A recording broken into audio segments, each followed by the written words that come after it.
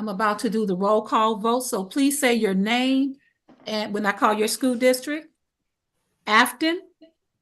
We have Jeanette Schoenberg. Okay. You stupid dog. Bayless? Miss Lee, yes. can we do the Pledge of Allegiance Yes, first? that's what I was gonna say. Hold on. Veronica. Okay, sorry. Thank you. Yes. Can we please all say the Pledge of Allegiance? Yes. I pledge allegiance To the to the flag flag of the United United States of America and to the republic for which it for which it stands. stands, one one nation, nation, under God, God, indivisible, with liberty and and justice justice for for all. all. Okay, All right. so I did call Afton and I heard her. Bayless? Brentwood? Mark Cicero. Okay. Clayton? Chris Wynn. Thank you. Ferguson Florissant? Sheila Powell Walker. Thank you. Hancock Place? Hazelwood? Betsy Rachel. Thank you. Jennings? Harold Austin. Thank you. Kirkwood? Ladue? Keisha Lee. Lindbergh? Megan Vetter. Maplewood Richmond Heights? Melville? Patrick McKelvey. Normandy? Teresa Pearson. I already missed the roll call. I'm sorry. Okay. Okay, Parkway? Here, Debbie Hopper. Pattonville? Pattonville? Yes, Mary Kay Campbell. Okay. Rittner? Rob Eaton. Thank you. Riverview Gardens, Veronica Morrow Real. Okay. Rockwood? Harry Bockert. Thank you. University City? Kay Gage. Valley Park? Valley Park? Webster Groves? Webster Groves. Okay. 1, 2, 3, 4, 5, 6. Jennifer Crossman from Hancock Place is here. Okay, thank you. We have a quorum Is in someone here from- population. I'm sorry, Rick. We do have a quorum for population. Thank you. Did anyone else come in after the meeting doing our roll call that I need to be made aware of? Okay, thank you, Rita.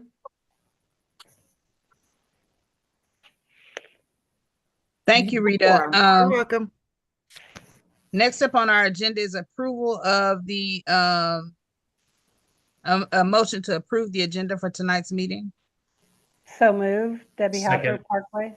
Second, you. Melville. Thank you, Debbie. Thank you, Patrick. All those in favor say aye. Aye. Aye. Anyone opposed? Anyone abstain? All right. Next up, we have approval of the minutes from our June 3rd governing council meeting. I'm not sure if everyone's had a chance to review, but can I get a motion to approve? Madam Chair. Yes. Riverview Gardens, Veronica. So moved. Thank you. Can we have a second? Second, Carrie Bockert, Rockwood. Thank you, Carrie. All those in favor say aye. Aye. Anyone opposed? Anyone abstain? All right, next up, public speakers. Do we have any public speakers tonight? None were submitted. All right, thank you. We're rolling right along. PAC updates. Do we have a representative from the PAC? Miss Lay, are you on?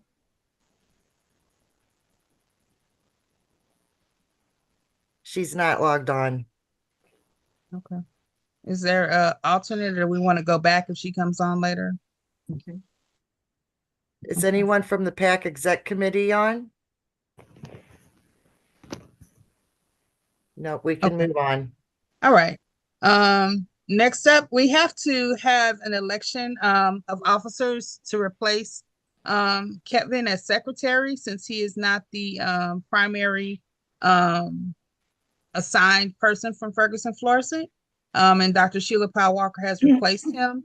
So we need to have anyone else who is willing to step up to that secretary role. We can make a motion to approve you on tonight. So if anyone has interest or desire, If I'm not hearing anyone else, I would be willing to help out if someone else is super interested in doing it.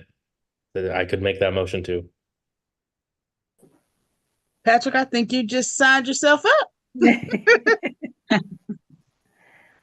So can I get a motion to approve Patrick McKelvey for governing council secretary? So I'll make moved. that Megan motion. Vetter from Lindbergh. Thank you, Megan, for the first. Do we have a second? Second, Second. Rob from Rittner. Thank you, Rob. Any other questions, discussion? All those in favor say aye. Aye. Aye. Anyone opposed? Anyone abstain? Welcome, Patrick. Welcome to the party. We're glad to have you here. Next up is our superintendent report from Dr. Mackman. The floor is yours. Great. Thank you all. Appreciate you all being here tonight, and we're going to expeditiously get through the presentation here. I do want to note that after meeting with President Lee and then Vice President Morrow, that there will be a budget presentation update that will be attached to each of our governing council meetings. It is important that we have full transparency and just are able to clearly articulate what these pieces are. And so typically, for our next 3 meetings, there was already a budget update scheduled for our next meeting, and then the following 2 are actually budget approvals. But we wanted to add a budget update to this one, again, to be full transparency and this to be able to provide all the accurate information that's needed. So Cindy Rahman, who is our CFO, is going to take us through the budget update. And then after that, we'll ask for questions, and then we'll get into the orientation slide. Cindy, take us away. Good evening, members of the Governing Council. Again, my name is Cindy Ryleman, Chief Financial Officer here at Special School District. I would like to start with this slide. So this information was presented at the Board of Education meeting on August 13th. As you can see, we're really focusing on fiscal year 24, and at that time, how were we doing financially for fiscal year 24? At that time, the preliminary information showed us at a fund balance of 50.95% for that fiscal year. However, we are still doing accruals, and we will be submitting an updated annual Secretary of the Board report to DESE here in the next couple weeks, updating those numbers that are in green for the 23-24 actual column. Again, most of our accruals that we are still doing have to relate to federal funding. And so the big accruals that we have left to do are the ECSE and the IDEA Part B accruals, which are significant federal funding to special school district.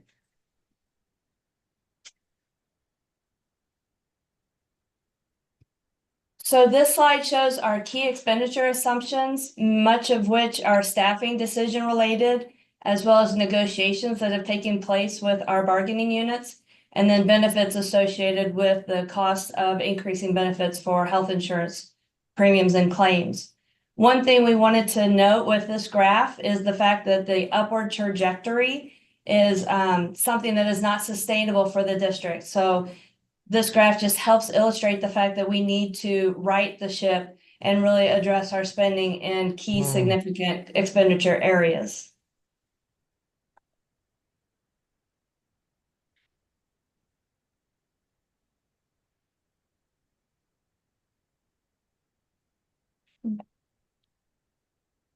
This information was also shared with our Board of Education on August 13th. Again, it shows the information from 23-24, as well as the adopted budget for 24-25. The approach I took at this time, the blue column, was if I had built the budget, what would it have looked like with my calculations? And so we just looked at revenues primarily. We kept expenditures the same. and then showed the effect of the fund balance with that blue column. So the key takeaway here is as we update fiscal year 23-24 with our federal accruals, that ending fund balance of 290 million will change. And so hopefully we'll see it increase, but right now it's still that 50.95%. That's our starting point for the fiscal year 25 budget year. So that's why those numbers are highlighted in orange. And so you can see based on the current numbers with the current expenditures, our projected fund balance would be about 36% under that amended budget. Just keep in mind that as we are updating and revising our annual Secretary of the Board report for DESE, and as the audit gets finalized and presented in November, that those ending numbers will change. And then we will have updated information to report out to both the Governing Council and our Board of Education. We will also be reviewing our monthly financial statements to make sure that if any adjustments or budget amendments need to be made, that we bring those forward and make those adjustments as needed.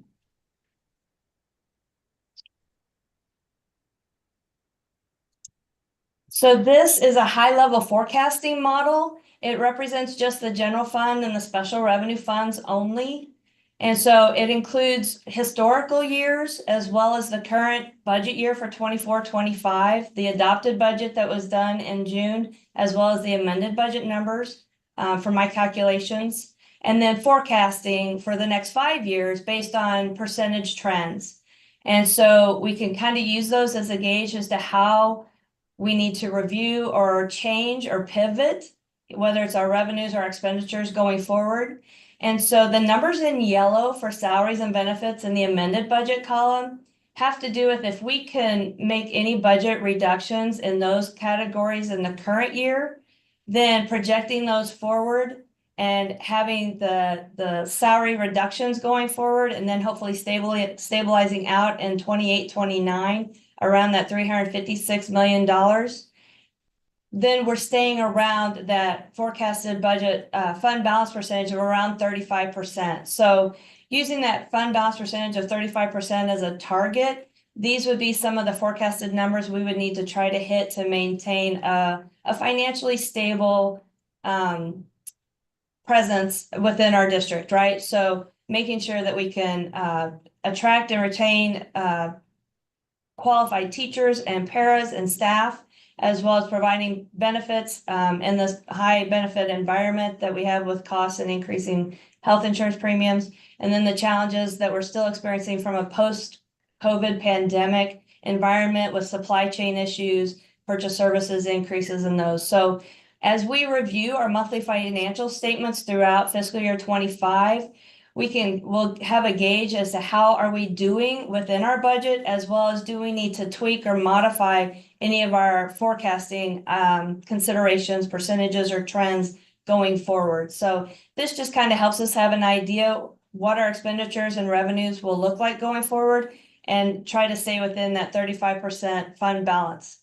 One of the things we have considered is adopting a fund balance policy that calculates our fund balance based on DESE's fund balance analysis. And so we can run that analysis every year based on the most current ASBR that's been completed, so that we can then see, is 35% still a reasonable fund balance percentage for the district, or should it look different depending on what our revenues and expenditures are doing?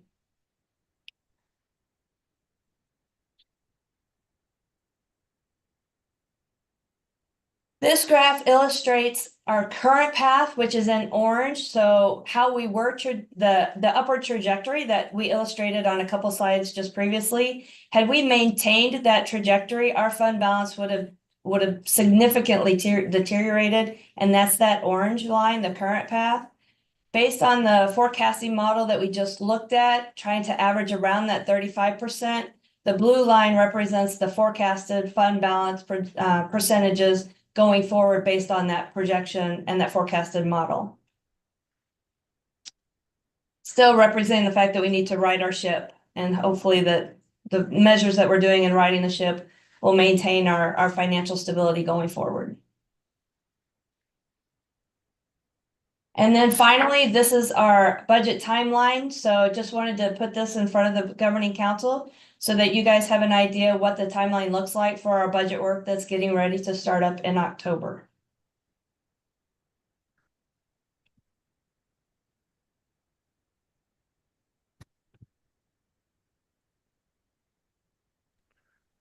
So Cindy, great job. Thank you for the attention to detail. You can see governing council members here that we have really laid a formidable plan to ensure that we are riding the ship. At this time, I want to just open the floor just regarding the presentation that you just received. Any questions for Cindy Rodman here regarding any of the content that was presented? I was looking for the hand to raise my hand. I can't find it. I apologize. When I'm looking at that, how are revenues that far off? That's about a $7 million revenue difference that I'm seeing. Which slide are you looking at? Just so that I'm looking at the same numbers. It was the slide. Can you go back to the presentation? The summary of general and special funds? Yes. Okay. So, some of that might have to do, so I didn't audit all of the assumptions that were done by the consultants that put the budget together because I had such a short turnaround from when I started to the August 13th board meeting. And so again, I really just took the information I knew. So I took the assessed valuation and I figured that out based on our tax rate. And so I took all of the variables. And if you want to get a little bit more detail, the August 13th recording of the Board of Education meeting, I actually delineate out the local revenues into its own slide, the county into its own slide, the state into its own slide, so you can kind of get an idea as to what line items and what revenues are driving those changes. And most of it was sales tax and property tax. So even with a minimal non-reassessment year, minimal impact of property taxes, my calculations generate additional revenue as well as the strong economy and the sales tax that we're experiencing. And the increase, I think it was around 1475, I believe. And the sales tax projection that DESI gave us to calculate on our prior year weighted average daily attendance went up to 1518. And so the difference in just that amount per weighted average daily attendance generated additional sales tax revenue for us as well. The county, that just changed because of the tax rate change that we moved some cents from the capital projects fund to the general and special revenue fund. So that's just a tax rate change. And then the state revenue had to do with the foundation formula and classroom trust fund, or the gaming revenues, and just really going through the DESI calculation and making sure the assumptions and the ADA numbers, the ESY ADA information was in there, and just kind of double checking everything. So keep in mind that when those adopted budget numbers were done, that's back in March, May, when things weren't very finalized and secure. And I'm looking a little bit 2020 after we know what the General Assembly had truly agreed to and what the governor had signed and everything. So, and I hope that answers the question, but is there something else that I can help explain? No, that answers that part. The only other question I had was, knowing that we're sitting with St. Louis County right now and not mailing out tax bills this year, what are we doing to prepare ourselves for delinquent taxes for next year? So we actually received an email last week. It was shared by one of our St. Louis County business CFOs last week, that the city council, the governing body of the county, did approve mailing a supplemental bill so that the assessor's office and collector's office could mail postage, or they increased the postage budget so that the office could mail the tax bills out to the county residents. So we are not anticipating having to troubleshoot or do anything different right now, as that bill got passed and those mailings should be going out. And I want to thank you all for all your assistance with those pieces, because that is a a huge undertaking. And so to be able to have that bill pass and to have the bills now to continue to be mailed out, as we know that most of all of our local school districts here survive on local revenue and county taxes. And so that is a huge piece. So thank you all for your assistance who played a role in that. This is Debbie Hopper from Parkway. I have a couple of questions, if I may. I noticed that that one of the categories was changed on page 5 of the slide presentation that we received. It was changed from other revenue. It was changed to other revenue. There was a line item that was changed to other revenue from contracted services. So contracted services wasn't showing up in previous slides, but now it's called other revenue. Is there a reason for that occurring? So other is as defined by DESI in the categories of revenues, and contracted services is a significant part of other revenues. So I just tied it out to the DESI categories, and then I mean there are a couple other little pieces within that revenue. It's not just contracted services, but the majority of that revenue is contracted services. Mm-hmm. Okay, so is that what we should expect to see in the future? Is that this category is going to be other and we won't see contracted services line itemed? Yes, ma'am. The other question that I have is I noticed that there must have been a correction made on the fund balance reports that on page 5, no, there were some citations of the fund balance difference between one year to the next year. And now it looks like that's been corrected in the amended budget. What changed to make that now? So like, I'm trying to see where that is. It would have been the fund balance on June 30th, for example, in the 23 to 24 actual was 290,419,932. And then the adopted budget on July 1, it was 318,273. So I would have thought that those should be the same. In the amended budget, it is the same now. So what was done to correct that? So as I mentioned earlier, when the adopted budget was done, we really didn't know what our ending fund balance was going to be for 23-24. And so it's a projected ending balance that they started with as the 318 million. That says actual budget was 290 million. Right. So the number in orange, we tied to the current ASBR that was being uploaded into the DESI system. So that's an actual. The adopted budget didn't know that number at the time. The amended column, which is my number, I knew that 290. So I was able to make the beginning fund balance equal that 290 at the time. The adopted budget, they didn't know what the actual, it's May, it's early June. They didn't know what the year end number was going to be. So they estimated the 318,273. Well, then that brings me to on the expenditure side of salaries and benefits, it looks like there's actually from the adopted budget and even the actual budget to now the amended budget and then future forecasts, that those are actually going down. Do you have an explanation for salaries and benefits actually decreasing over the years?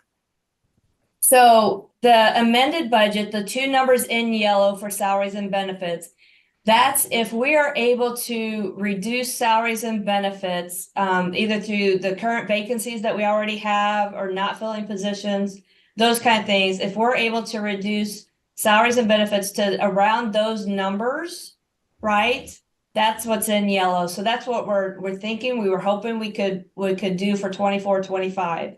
And then for 25, 26, if we decrease salaries by 2.5%, that's that percentage in yellow, that gets us to 374. Now, that's again through our righting the ship, right? If we have 605 through attrition and resignations, and we're reallocating the 128. So that's if, again, the reduction of the righting the ship of salaries. And so if we can reduce salaries over the next 3 years by 2.5%-ish, around there, depending on what happens, now, then we get to that $356 million salary amount, which helps us stay about that 35%.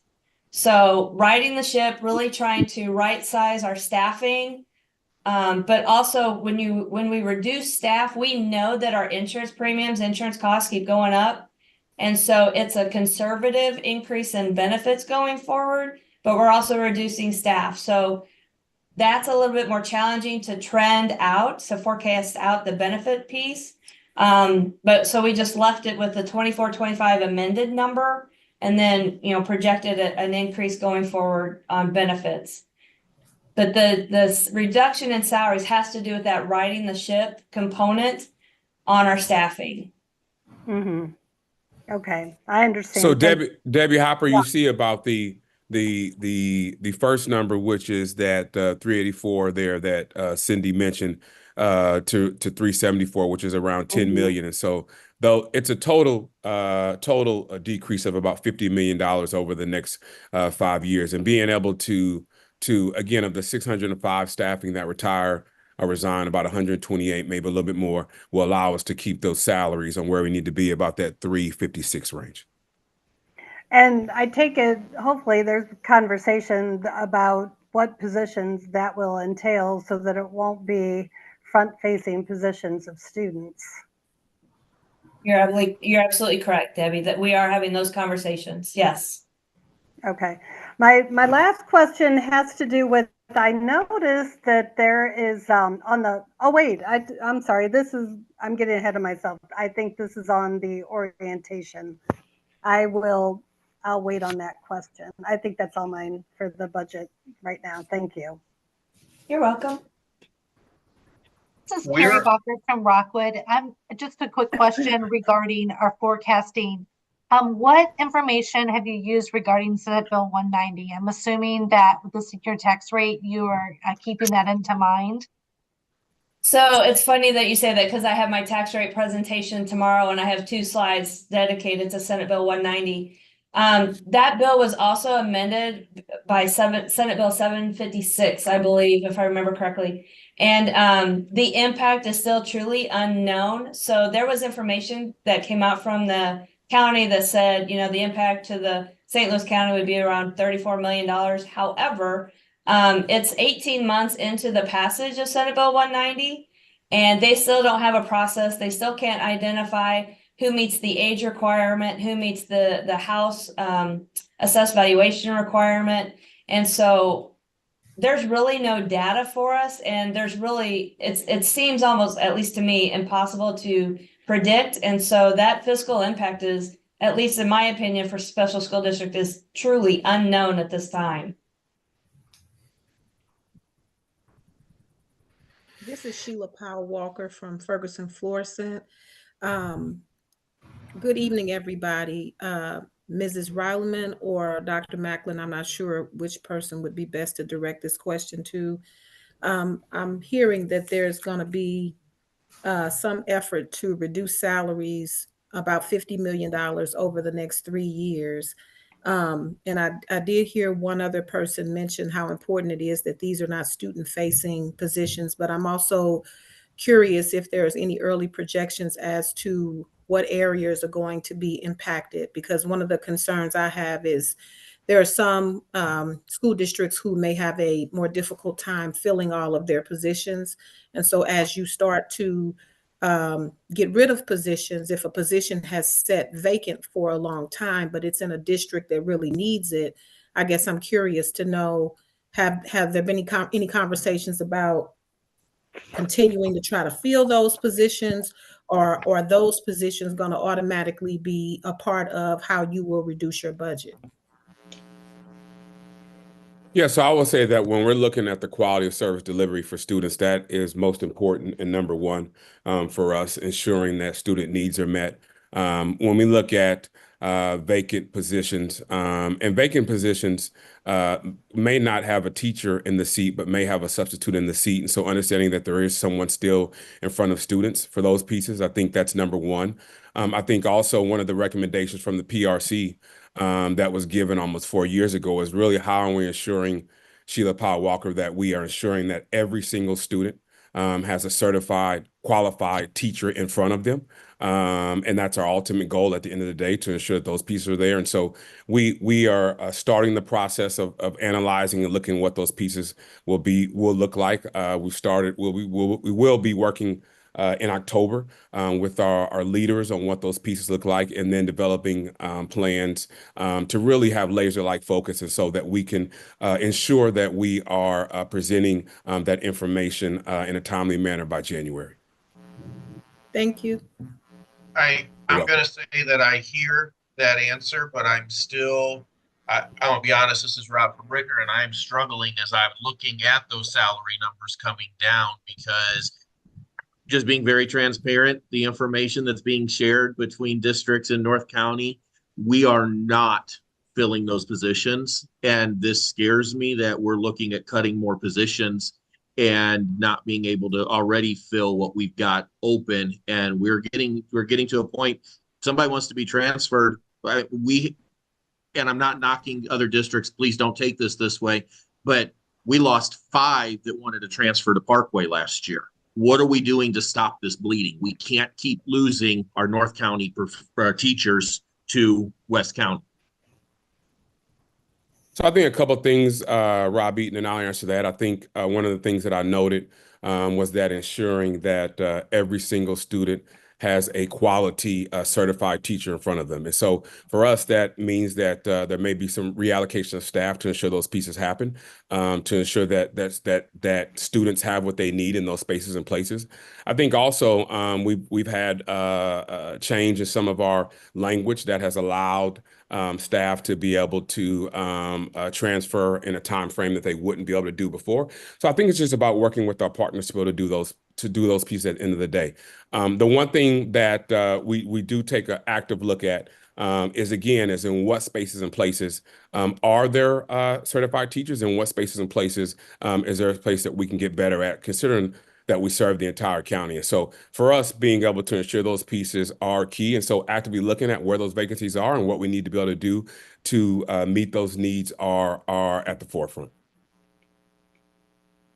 Hello, yes, this is Harold Austin from... Yes, Pastor Austin. Yes, Pastor Austin. From Jennings. At the last board meeting, I brought up the same question that the gentleman just mentioned, is that there's a lot of teachers, special teachers leaving North County and going to school district in West County because of the caseloads that are in North Central County. Now, how do we stop the bleeding of those qualified teachers? Now, if you're going to reduce salaries to million, then that's going to have an impact on qualified teachers leaving the North County district, and which will hamper our special school students as far as moving from one tier to another tier. How have you considered how to stop that bleeding? Because I know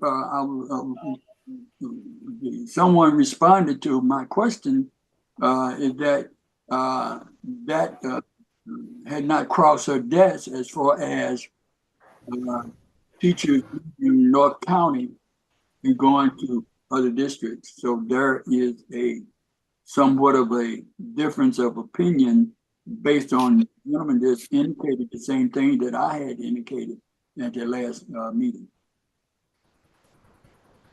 Yeah, so I think Pastor Austin, we're well aware of the concern, and we have are putting pieces in place to be able to reallocate staff to ensure that students have a certified, qualified teacher in front of them. I think that's number one. Again, I think number two, being able to look at just some language that allows individuals the opportunity to be able to leave spaces and places, and which really isn't. Right now, I don't think it's best for students in a timely manner. And then I think really number three, having that laser-like focus to be able to identify the needs of the students. We're also working with, you'll probably hear a bit later from Dr. Bolton about a caseload workload formula to ensure that at the end of the day, that caseload and workload of the staff is equitable for different pieces. And so we are well aware of those pieces. We also understand that we can no longer let the system provide a equitable access and opportunity for all students with disabilities. We have to take some of these pieces in our hand, and so we are working to prepare to ensure that all students have what they need. I'm going to feedback on that for a second, Dr. Macklin. I appreciate that comment, but when we're looking at caseloads in some districts that I've got special school district or certified teachers that have 2-3 students, and I've got caseloads in North County where I have certified teachers that we're shutting down self-contained rooms and going from 3 rooms to 2 rooms and adding to our caseload. I get what you're saying, but we've got to do a better job of making this equitable because it's not at this point. And so that's why we're continuing to work on these pieces and continuing to, again, and I think I said earlier, not let the system to indicate or to dictate what the quality of service will be. And so we're committed to doing this work. It is actually the district's core values, myself and our leadership team here in the Board of Education to ensure these pieces are there. And so we will continue to delve into these pieces. And so at the end of the day, in January, we'll be able to be able to communicate what those next steps will be.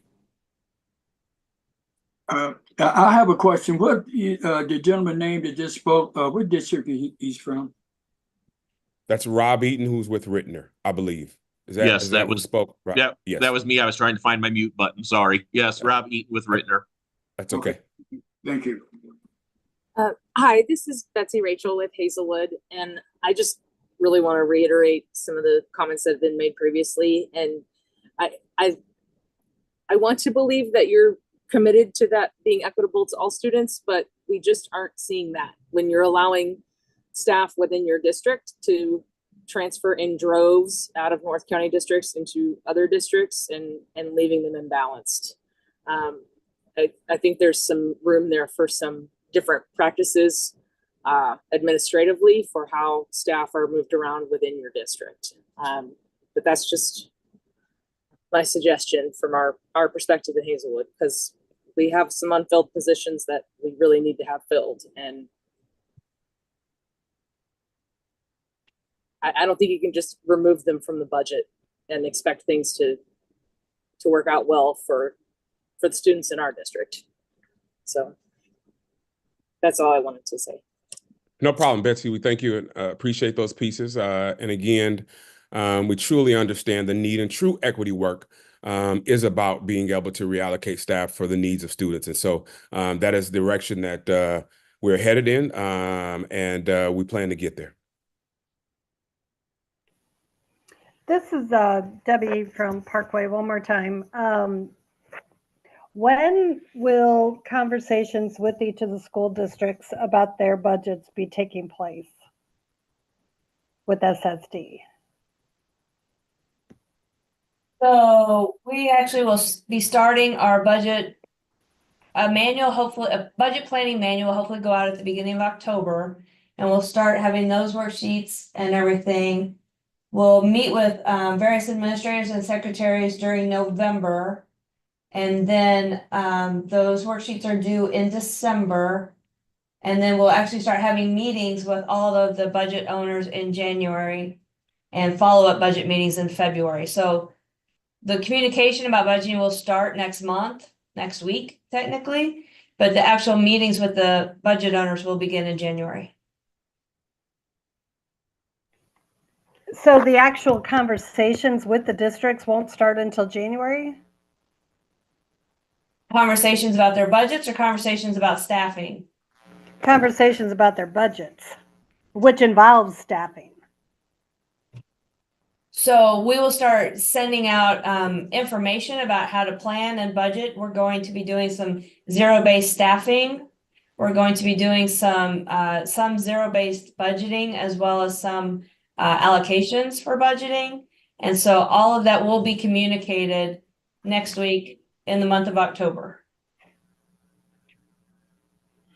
But when will SSD actually talk with the districts about those budgets? Are you saying that, because we've had these conversations in the past, that having those conversations not starting until January or February is a little late, when most of our other school districts are already trying to set their budgets to get approved, you know? So I'm just curious if that might be able to get moved up a little sooner rather than not even starting those until then, because our school districts are already going to be working on their budgets this fall.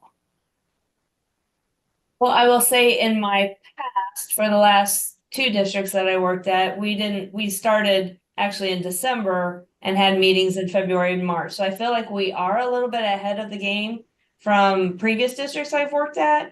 I will say if moving it up too much, I would be concerned, and Dr. Macklin may tell me differently. I would be concerned with December, all the holidays, the breaks, the short time, the short month of December, trying to end semesters for some school districts and trying to get final exams done and stuff. So I moving up is absolutely possible. I would worry about the stress on the partner districts at that point with everything that's going on, but I will do as directed.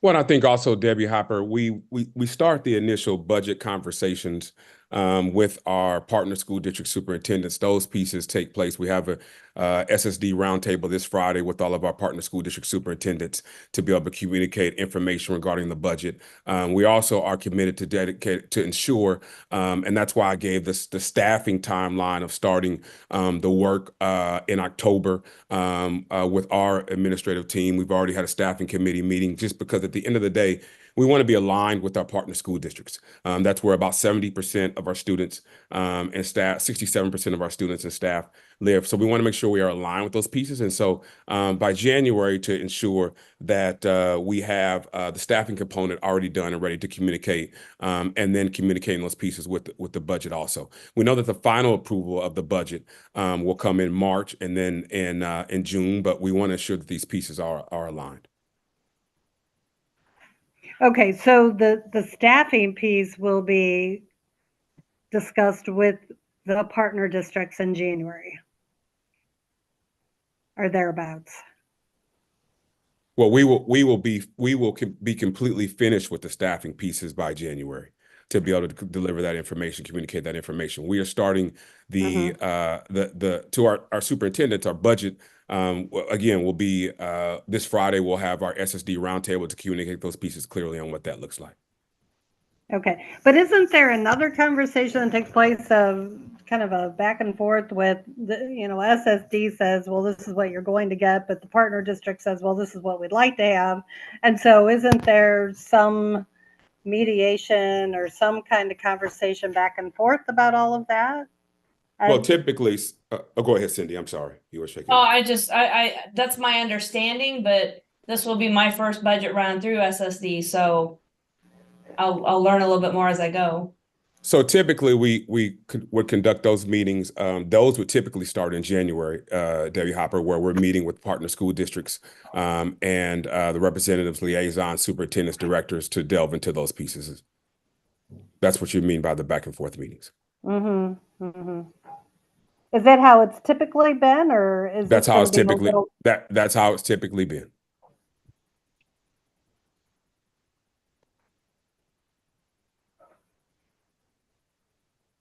Hi, this is Jeanette with Afton. I'm sorry, this is my first meeting, so I'm nervous, but I know we discussed not cutting the budget on student facing staff, but does that also include those who test our students to make sure that they're qualified? Because I'd really hate for students, for us to say we don't need as many teachers because not as many are.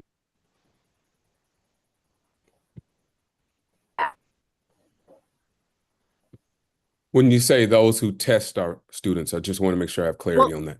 Well, I know to get my son speech therapy, I had to call special district every day for like 2 weeks to finally they told me they would test him because they told me that they didn't have enough people and they were overstaffed, they were understaffed, and they had all these problems. And I said, that's not my problem. My problem's my child. So, you know, I had to really push to get my son tested. Yeah, so at the end of the day, all of those pieces, and again, you know, I think that was the question or comment to ensure that we're not eliminating student-facing positions. But at the end of the day, the pieces that really come in with those who service kids, to me, is also in that student-facing position. Thank you. Are there any additional questions? We can, hearing none, we can move on to the next report. Miss Lee? Yes. Miss Slay has logged on for the PAC president. Okay. Was there anything more for the superintendent's report? Was there another one? Yeah, we have the orientation, which is scheduled here, which is right after the budget piece.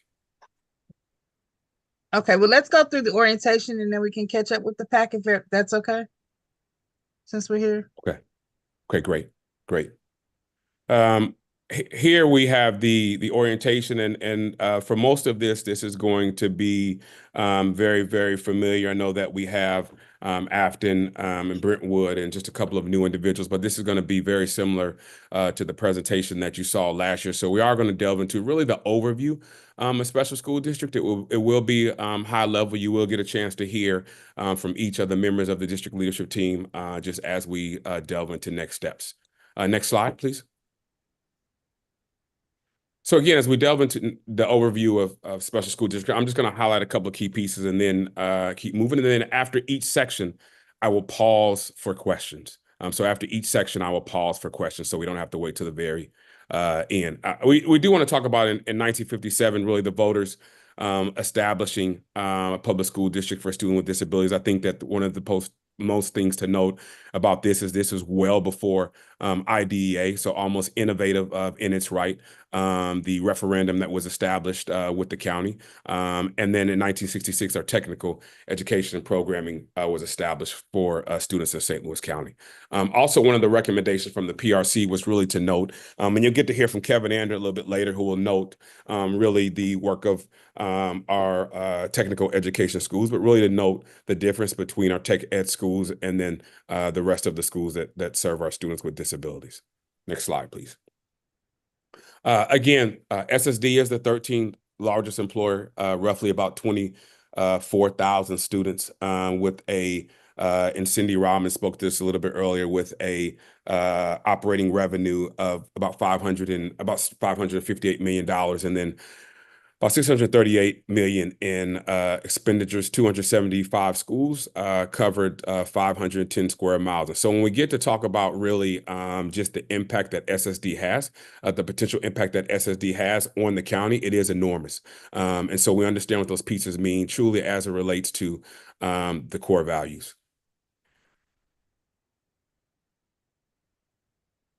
Again, I said this earlier, but about 67% of our students and staff make up the makeup of the partner school districts, and so we understand what those pieces really mean. Also, here when we look at just our a demographic breakdown here of our students, of what that looks like. Next slide, please. Again, 7 SSD schools and programs, 2 technical high schools, 266 partner schools, and then 22 across St. Louis County. Next slide, please. So when we talk about our 7 sub-districts here, Sub-District 1, of course, is represented here by Director Staten. And then Sub-District 2 is represented here by Dr. Dan Cuneo. Sub-District 3 is represented here by President Patroff. And then Sub-District 4 is represented here by Director Moeller. Sub-District 5 is represented by Dr. Sartorius. Sub-District 6 here is represented by Director Suda, and then Sub-District 7 is represented here by Dr. Asner.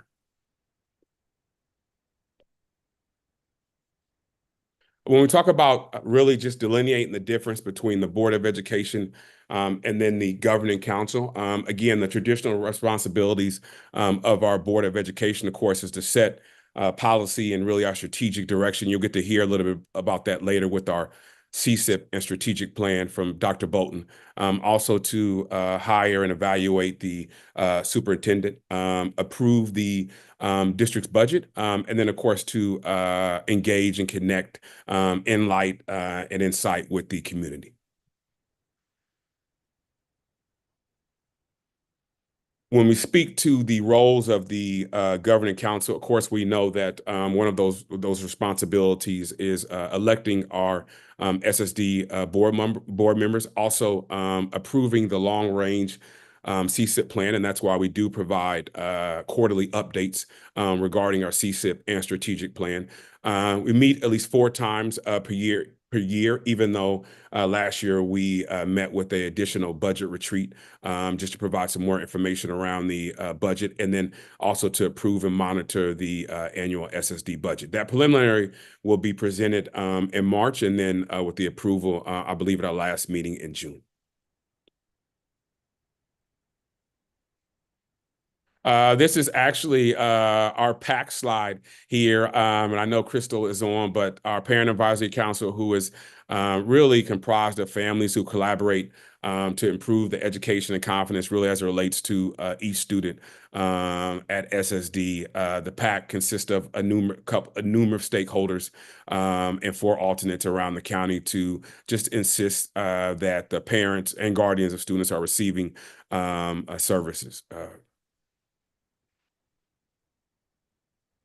So our district leadership team here, and you'll get to hear from these individuals as we delve into just their area that they oversee and supervise. So Kevin Andert, who is here tonight, is our Chief CTE and Operations Officer.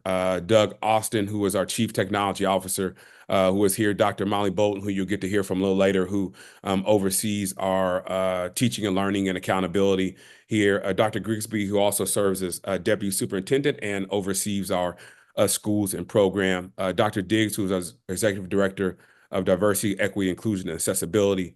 Jen Henry, who oversees our communications here. Dr. Chad Lent, who is one of our Executive Director of Partner School Districts. Dr. Katina Lyles, who joins us, who is our Chief of Human Resource Officer.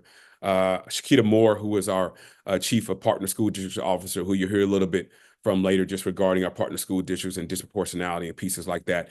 Wendy Pendergrass, who is our Chief Compliance Officer, just as we speak to compliance, student and staff compliance. You heard from Cindy Rauman earlier, who is our Chief Financial Officer. You'll get to hear from her and just for a couple of slides here. Alan Wheat, who is all things related services, Chief of Student Services, and then Dr. Tammy Yates rounds out our Executive Director of Partner School Districts. So when we really talk about the strategic plan and the CSIP here, and for what those pieces really mean, I am going to let Dr. Bolton take it away, and then we'll pick it up with some questions as she ends this piece. Thank you, Dr. Macklin. Next slide, please. So we always want to look at everything we do with our strategic plan and our comprehensive school improvement plan, our CSIP plan, through the lens of equity. And so this kind of speaks to how we developed those plans. So we looked at a lot of research, a lot of our data through that lens of equity, and then created our CSIP plan. Then from that CSIP plan, each director creates their improvement plans for the year that align to our strategic and CSIP plans. Then looking through the lens of equity there, that leads us to our student success. Next slide, please. This slide probably is familiar to those of you who've been on these types of meetings before. This graphic just really shows the difference between the strategic plan and the CSIP plan. Not all districts have both. In fact, usually a district has one or the other, but we do have both. And when we look at that strategic plan, we're really looking at the organization as a whole. And that plan really drives not only our instructional side, but our operational side as well.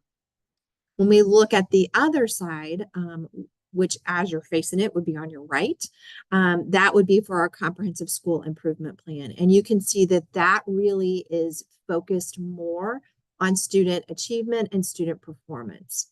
And so just ensuring that everything we do is leading us back to students.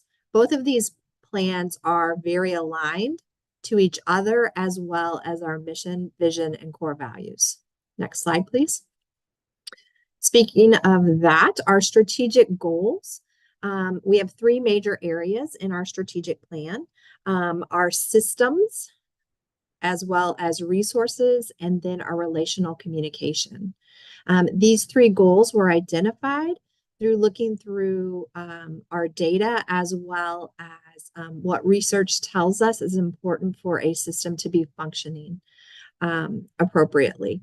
So a lot of the things you'll see around these are really looking at our systems with data and ensuring that we have good data to determine the appropriate instruction for our students, making sure we have recruiting and onboarding and retention of staff, which I've heard throughout this meeting this evening that is a concern for folks. And so that is one of our goals, is to be focused in on that area. When we look at resources, we're not only talking about materials, but also human resources here as well. And looking at that equitable distribution of resources, which again, is identified as one of our goals and strategies. And I know we've heard that again tonight, how that is a need for focus. And then making sure that the resources we have are being optimally used. Under our relational communication, making sure we have internal and external communication with all of our stakeholders. And then our focus on family engagement as well. Next slide, please. When we look at our CSIP goals, you can see these are a little more focused in on students. So looking at our first goal is really planning for that student success. Our second goal is around decision making for those supports needed for students to achieve that success. And then our goal 3 is really focused in on our highly mobile students and how we as a district can be a leveling field for those students, especially if they're moving about in St. Louis County, because we service all those students no matter where they are in the county. Next slide, please. We do updates quarterly to our Board of Education, as well as 3 times a year to our governing council. And those reports are completed by my office. Next slide, please. Any questions for Dr. Bolton regarding the strategic plan or CSIP? Any questions? Okay, thank you. Let's move into our partner school districts.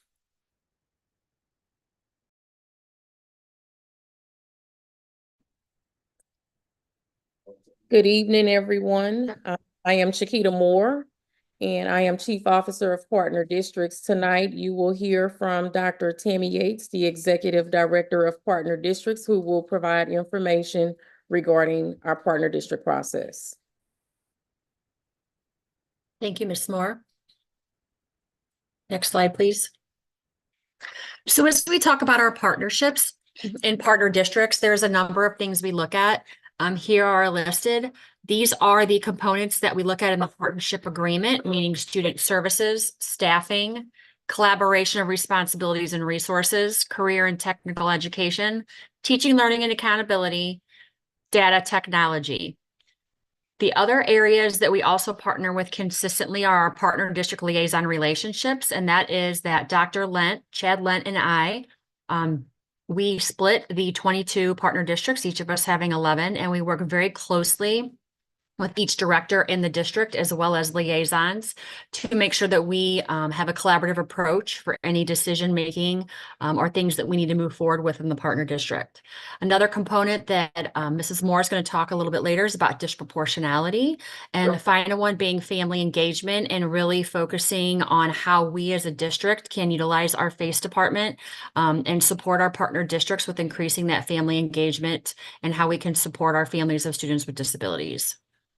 Next slide, please. Here you will see the breakdown of the 22 districts between Dr. Lett and I.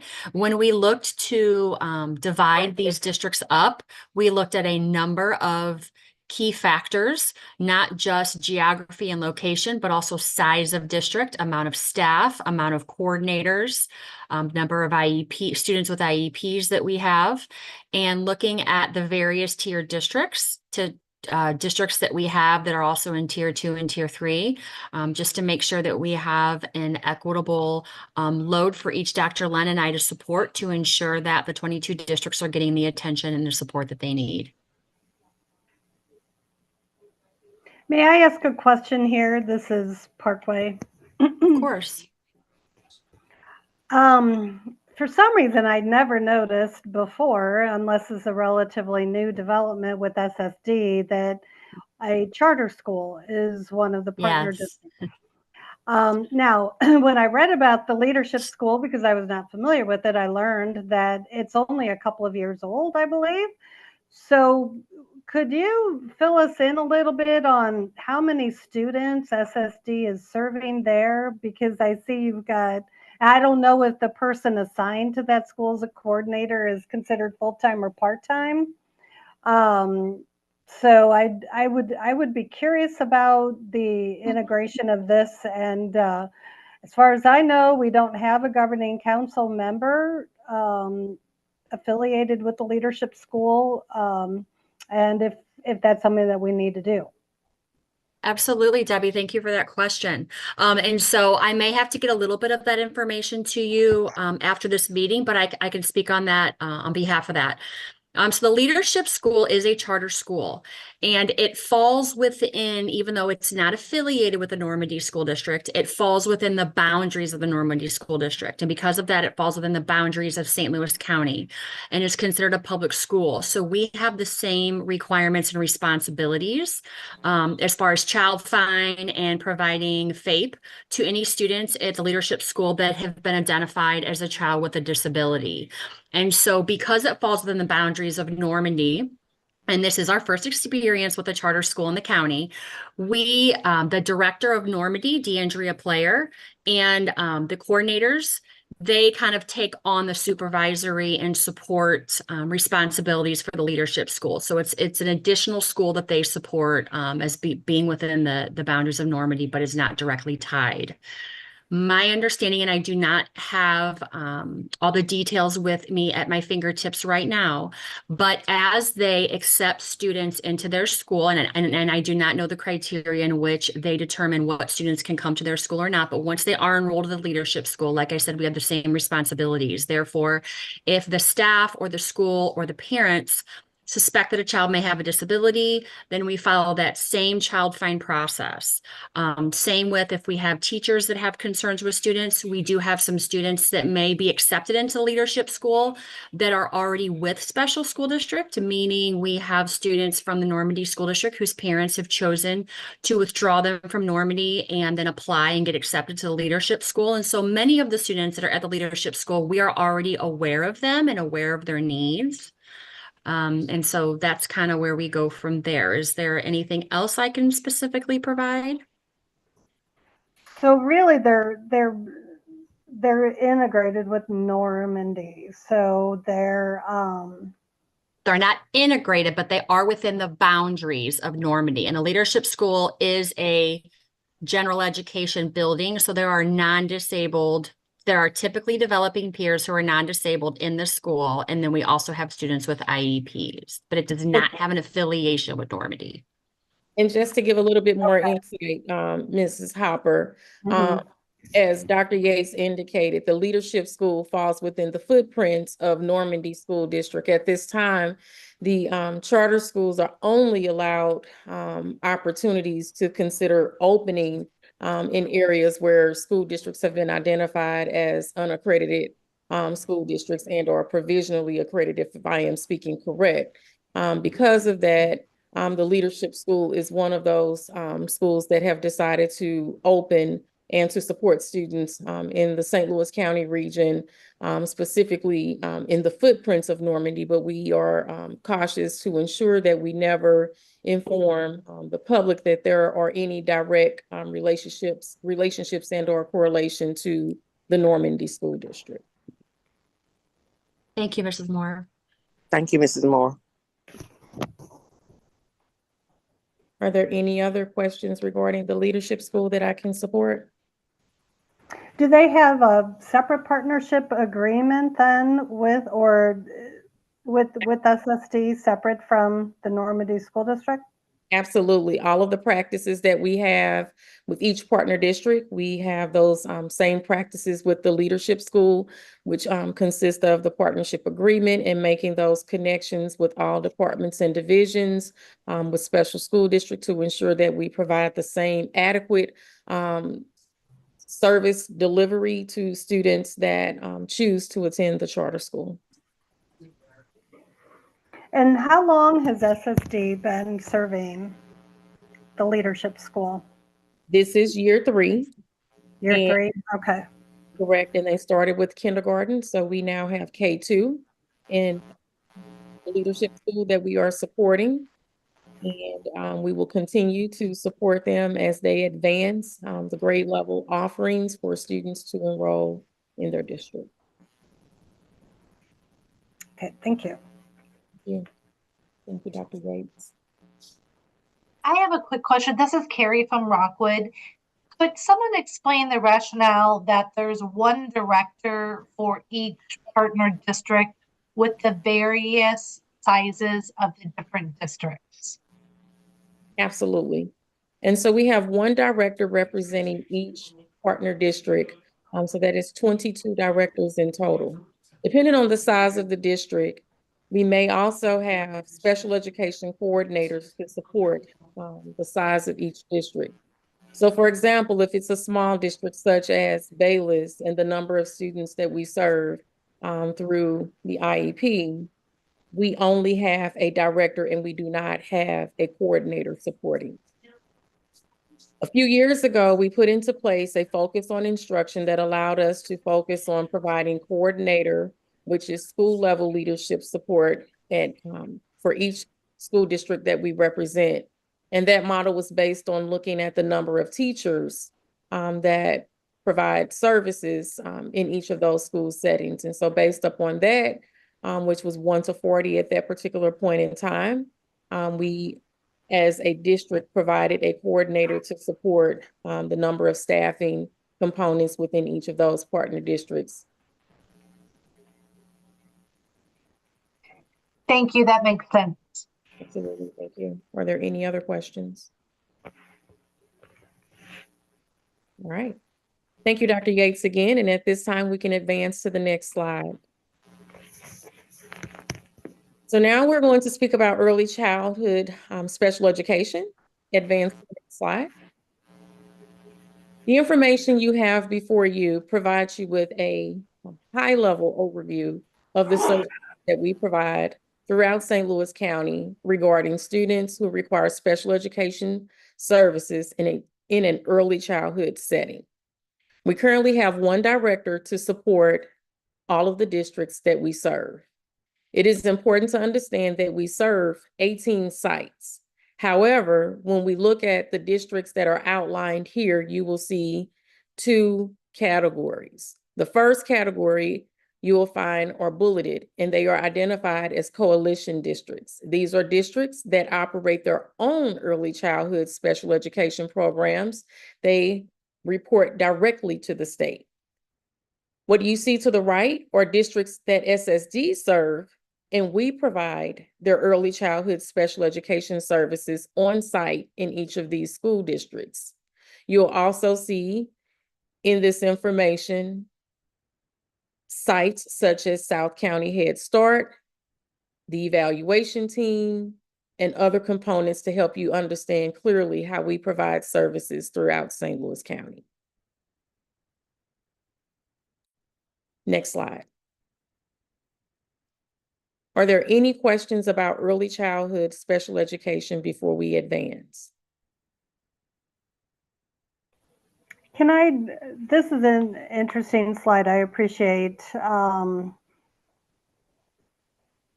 My question, I guess, on the early childhood, because I didn't pick up on that before. Sure. But if SSD is not servicing certain districts for early childhood education, I'm trying to understand how the tax situation works. So then the taxes are pulled out, like we don't pass on the same rate of taxes to those districts with SSD? Sure. So for the sake of early childhood, Mrs. Hopper, the funding is provided, it's grant funded. And so that is the major difference. I cannot speak directly to any additional operating funds that support early childhood. I will leave that to the expert Cindy to inform us of those pieces. But the primary funding source for early childhood special education services does come directly from the state and federal grants to support those programs. When we talk about those districts that are coalition districts, they do provide their own staffing. They provide, of course, their personnel, supplies, materials, and everything that would come along to provide those services. Additionally, we do have service agreements with partner districts as well as other sites throughout St. Louis County and the region to provide itinerant level services.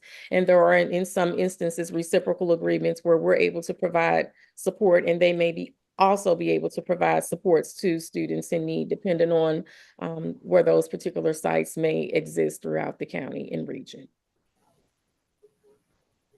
Okay. Does that make sense? Thank you. Yeah. Thank you. I have to process. Yeah. Okay. Understood. All right. Are there any other questions regarding early childhood special education? Okay, we'll move on now to disproportionality. And in these categories that we're talking about, understand that you're going to hear and learn more about these processes as we continue to have these in-depth conversations through governing council presentations and meetings, as well as our meetings that will be led with our Board of Education through work study and also our business meetings that occur. For the sake of disproportionality, this is an area where we look at two categories. And this is identified through the Department of Elementary and Secondary Education. We want to ensure that we focus on the overrepresentation of African-American students in special education, as well as the oversuspension of African-American students in special education. So we're looking at representation. This is the number of students identified to receive special education services. And when we're talking about suspension, we're talking about those disciplinary practices that may take place within a partner district. Next slide. So when we look at disproportionality, we know that there are these particular categories here that will exist.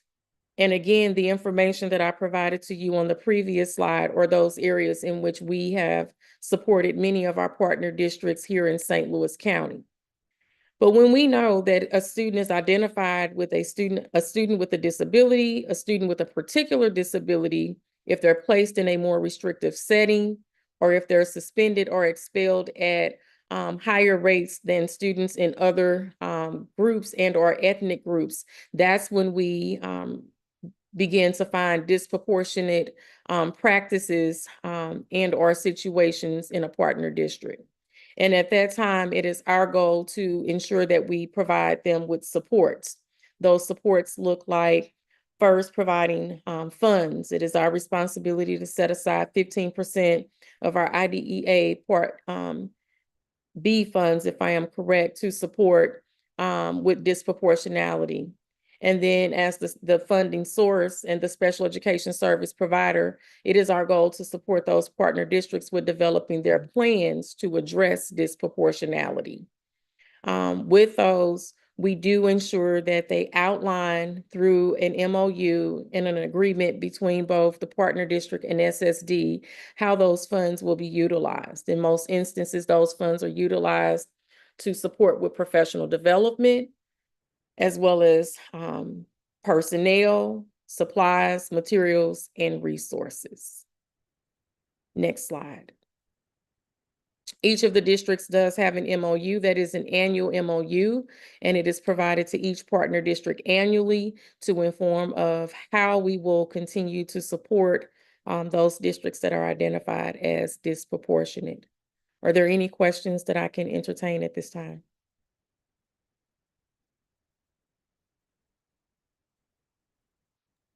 Great, thank you. Next will be Dr. Grigsby with our schools and programs.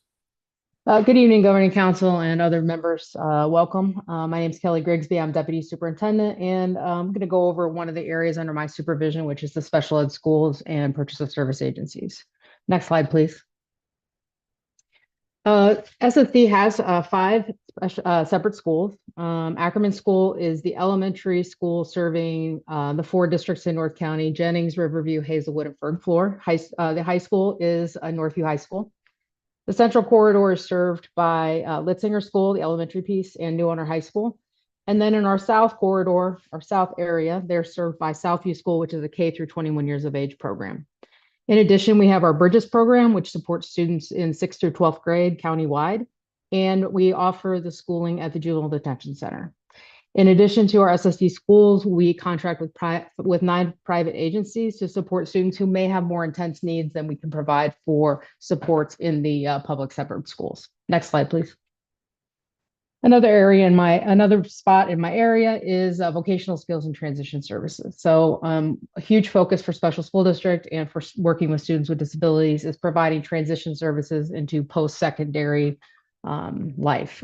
And so this program, vocational skills program, specifically works with students who have earned their requirements for graduation, but might need a little bit more support, whether that be social or employment skills. We service them at 32 community-based work sites, about 220 students in 18 to 21.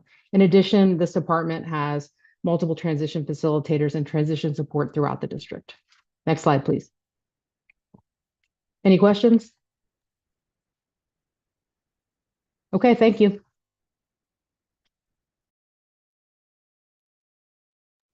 Great, thanks. Next will be Kevin Andert with CTE. Hey, good evening, Governing Council. Kevin Andert. I am the Chief of Technical Education and Operations for the district. I'm going to give a quick overview of our career and technical education and adult education programs. Next slide. So through Special School District, we have 2 career and technical education high schools. That's North Tech and South Tech. Between the 2, we offer more than 25 different programs.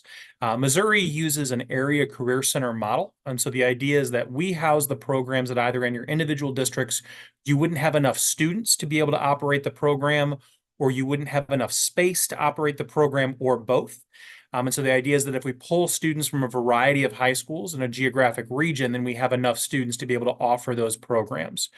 So we offer everything from traditional career and technical education programs like auto tech and carpentry and welding to emerging areas like dental sciences and Cisco Networking Academy. So it's a broad cross range of programs that we offer.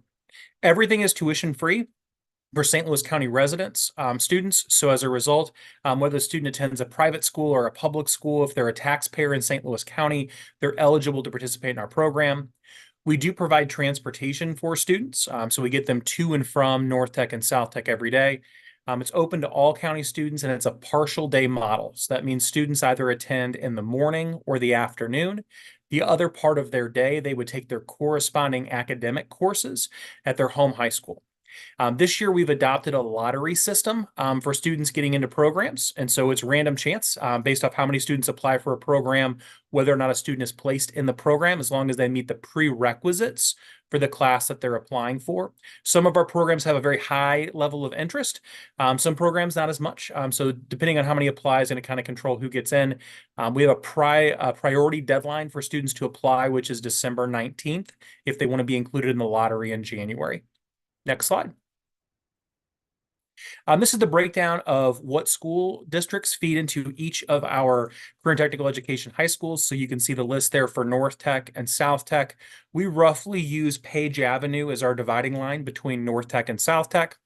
We also have our adult education program. We have an LPN program as well as a couple customized training programs. Those are open to any adult learner. They don't have to live in St. Louis County. And that programming is housed at North Tech and South Tech as well. Our program is called Applied Tech.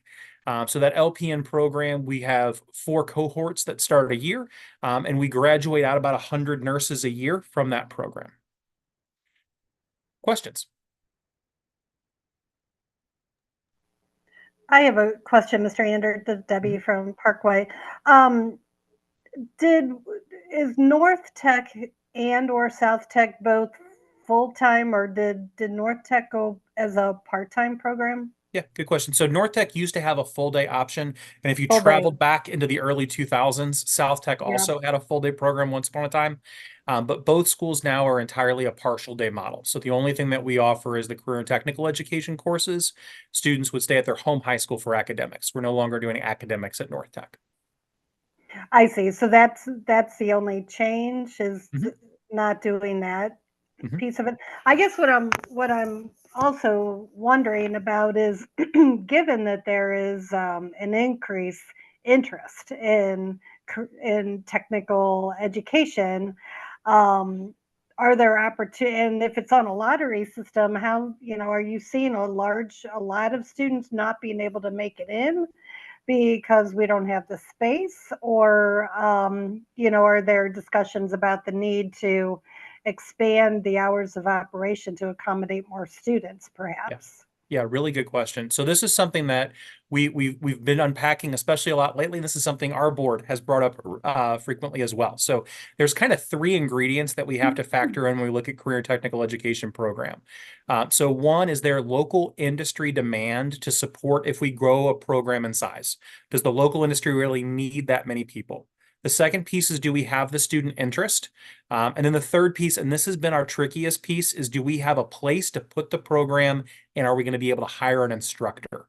That's that logistics piece. Because we hire individuals from industry, and in some of these industries, take auto tech, for example. The most recent auto tech round of interviews that we had, where we ended up hiring a candidate, everybody was making close to 6 figures working in that field that we interviewed. And we're trying to move them over to a teacher salary schedule position. So are we able to find people who are willing to leave the industry and come to the classroom for the right reasons to work for us? That's been a rub, but we've been navigating that. So we're weighing all of those pieces. One of the things that was part of the driving force for North Tech moving to that half day only model is it freed up space in the building for us to add programming. We were able to bring dental sciences to North Tech that wasn't there before because of a space that became available because we no longer have the academic program. So that freed up space in our building, but that's something we're looking at. It's a program by program area. In some of our programs, it's pretty close to the number of applicants that we get to how many we're able to take in. But we do have some areas, cosmetology being one, veterinary sciences being another one, that are very popular programs, and we get more applicants than we have space. And so those are ones that we're working through of what's the best pathway forward to support the students of St. Louis County. But I love career technical education, and I'd be happy to grow it. Like that's, we're big fans. Thank you This is very much. Megan from Limburg. I was just wondering how this new adoption of the lottery system is being communicated to families and partner districts to assure that they can apply. Yeah, great question. So in August, we had informational sessions with our guidance counselors and registrars for our sending schools. So we had 3 of those sessions where it was an invitation. We had good participation at those where we're letting them know here's what the timeline is going to look like. We have admissions reps that travel out to the high schools to speak directly to students. And so they're visiting those partner schools right now. We have the goal of getting into every high school before the end of September for that first touch point. And so that's wrapping up this month. We do a direct mailer to every family that has a 9th grader or 10th grader in St. Louis County. So they'll be getting a direct mail piece from us. One, inviting them to our open house. That'll be in October. And then the other piece with that is it's letting them know about our timeline and the application process. So we're doing that through direct mail. And then we really appreciate the support of the guidance offices in our sending schools, where we give them language to include either in their newsletters or any other direct to family pieces that they're already communicating about supplemental opportunities. And they include that in their communications to families as well. So we really are making sure that we get that date in front of families so that they know that December 19th is the time to get that application in by. Great, thank you. Mr. Andert, this is Mary Kay Campbell. Kudos to the new qualified hire at South County Tech. Thank you. Yeah, we're really excited about our new welding instructor. Yes. Thank you. Note from the parent on the call. 2 things. One, how is the adult education being communicated? So for those that are not in high school, you have this adult program. How is that being communicated out to families? Because I know even though they turn 18 and they're technically adults, a lot of our ND kids still need parental help with organization of communication. Yeah. So we have our own separate websites that we run for our adult education program. And we communicate in a lot of ways that a other college or university program would. So we do some paid advertising. We do include ourselves in other promotional materials where we can. But really word of mouth is honestly, that's our biggest piece for the adult education program. We just had graduation last week, and a lot of those graduates had some type of either friend or familial connection to our program. Kevin, if it's possible, I'd love to be able to get with you in the next week or so that we can get communication out to parents and families so that those that have graduating students can look at you as the next step. Yeah, absolutely. Thanks.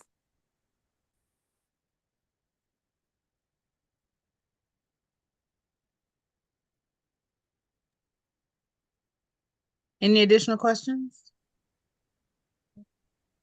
Okay, thank you, Kevin. Next is compliance here. Compliance, Wendy? Yes, good evening, Governing Council and other members. My name is Wendy Pendergrass, the Chief Compliance Officer for the district. Next slide, please. So the compliance department is new for this year. What we're doing is playing a pivotal role in a district to adhere to all applicable laws, regulations, and standards when it comes to compliance, both of our working staff, our staff in our schools, in our partner districts, and then also allowing the compliance, looking at students with IEPs and the standards in order to meet all criteria. My division would cover, as I said earlier, both staff and students. I support teaching and learning and accountability with the fabulous Dr. Molly Bolton, all things related service with Mr. Alan Wheat, and our compliance department and legal liaisons. I also have the opportunity of supporting our SNAP, which is our special non-public access program for our students that are in parochial and homeschool, our homebound students, and our federal students. Next slide. As I said, SNAP and homebound. Next slide. So again, we provide special education supports. We are doing a pilot program this year where we're actually providing special education staff in parochial schools during the day.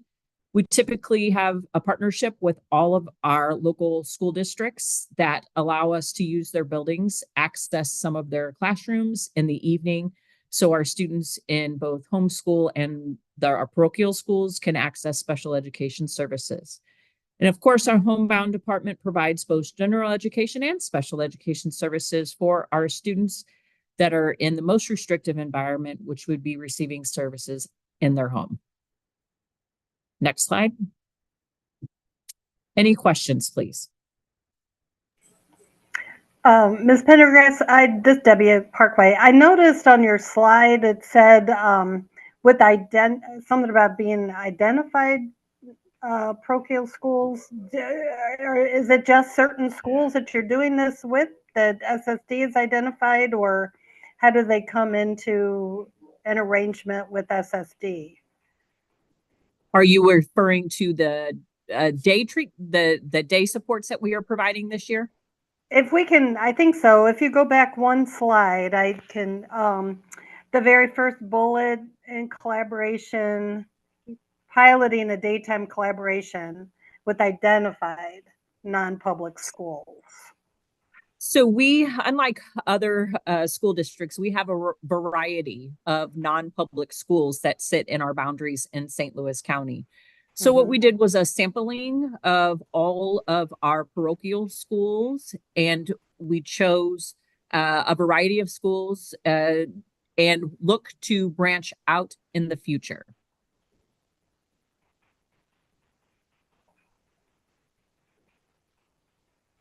Did that answer your question?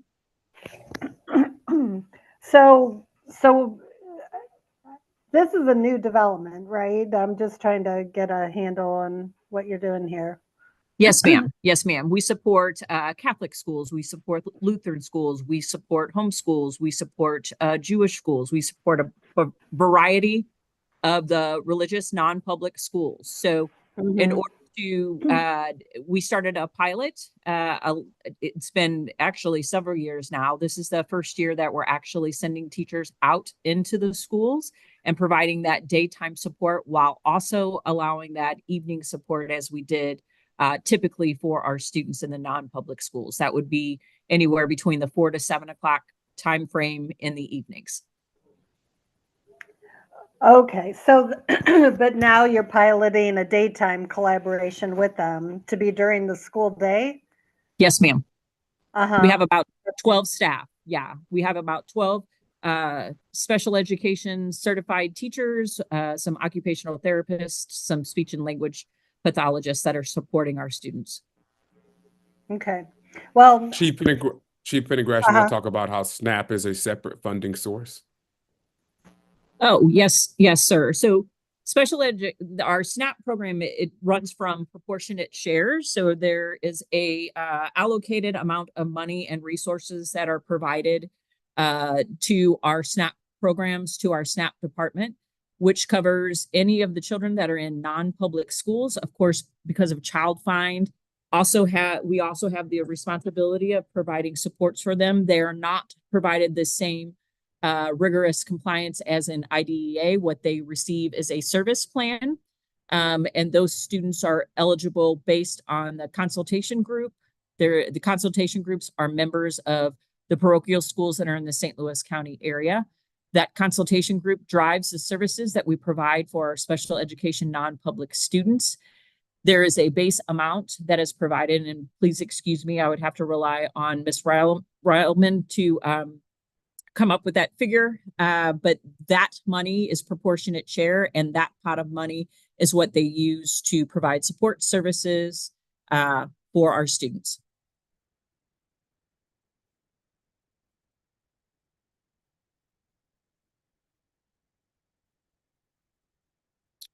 Any additional questions? Well, I'm sorry, this is Debbie one more time. Are the teachers that go into the parochial schools recruited separately from those that go into the public schools? I guess I'm curious. As much as I love this idea and I think it's very beneficial to those who attend those schools, I'm wondering how is that affecting the resources available to? I mean, we only have so many people, and we're hearing about the difficulty in some of the North County schools to recruit and retain staff. Pulling these teachers into the parochial schools, is that doing damage or having a negative effect, if you will, on these other schools because our resources are so limited?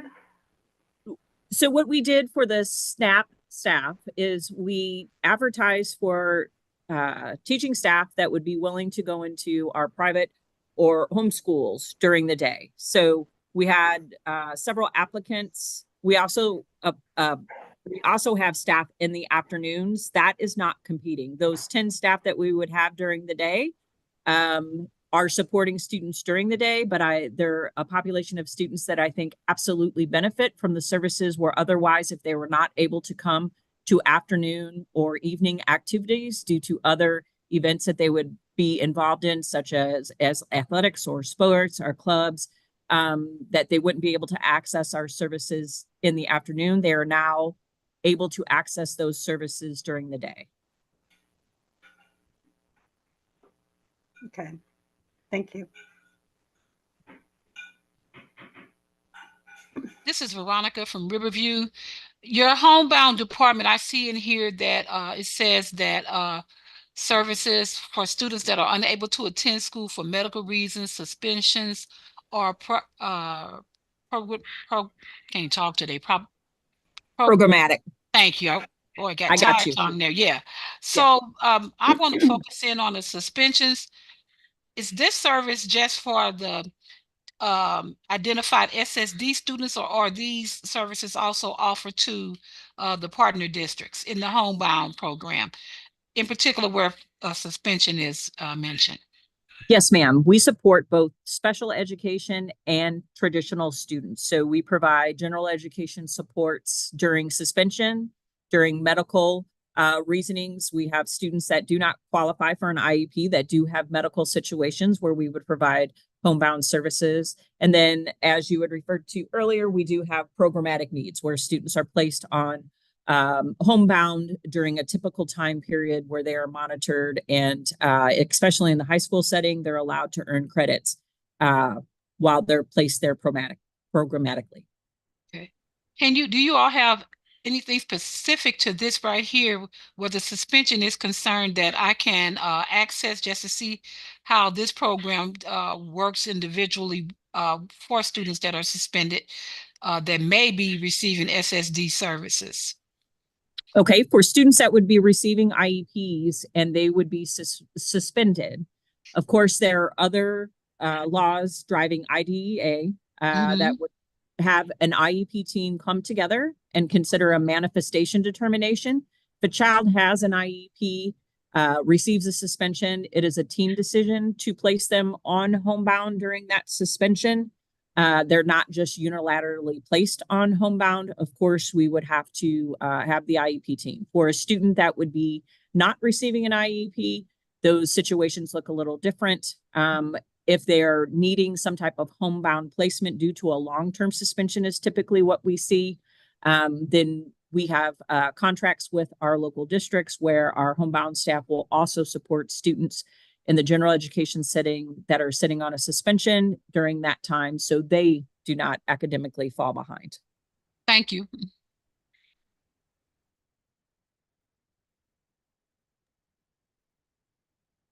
I appreciate your questions. Thank you. Thank you, Wendy. Okay, next, Dr. Molly Bolton with Teaching and Learning and Accountability. Next, Alan Wheat with Student Services. Good evening, Governing Council and SSD Board of Education Directors. My name is Alan Wheat. I'm Chief of Student Services. Next slide. So we provide supports for students in the realms of related services and some categorical services for about 12,000 students within St. Louis County. We cover a variety of services which students need in order to benefit from special education services. So things such as adaptive physical education, physical therapy, assistive technology, individualized nursing services, music therapy, occupational therapy, speech language pathology, social work. We cover all of the areas of student needs beyond those that are contributed to by teachers. So again, we provide those supports on behalf of a tremendous number of students in St. Louis County, and we have a fantastic group of professionals providing those services.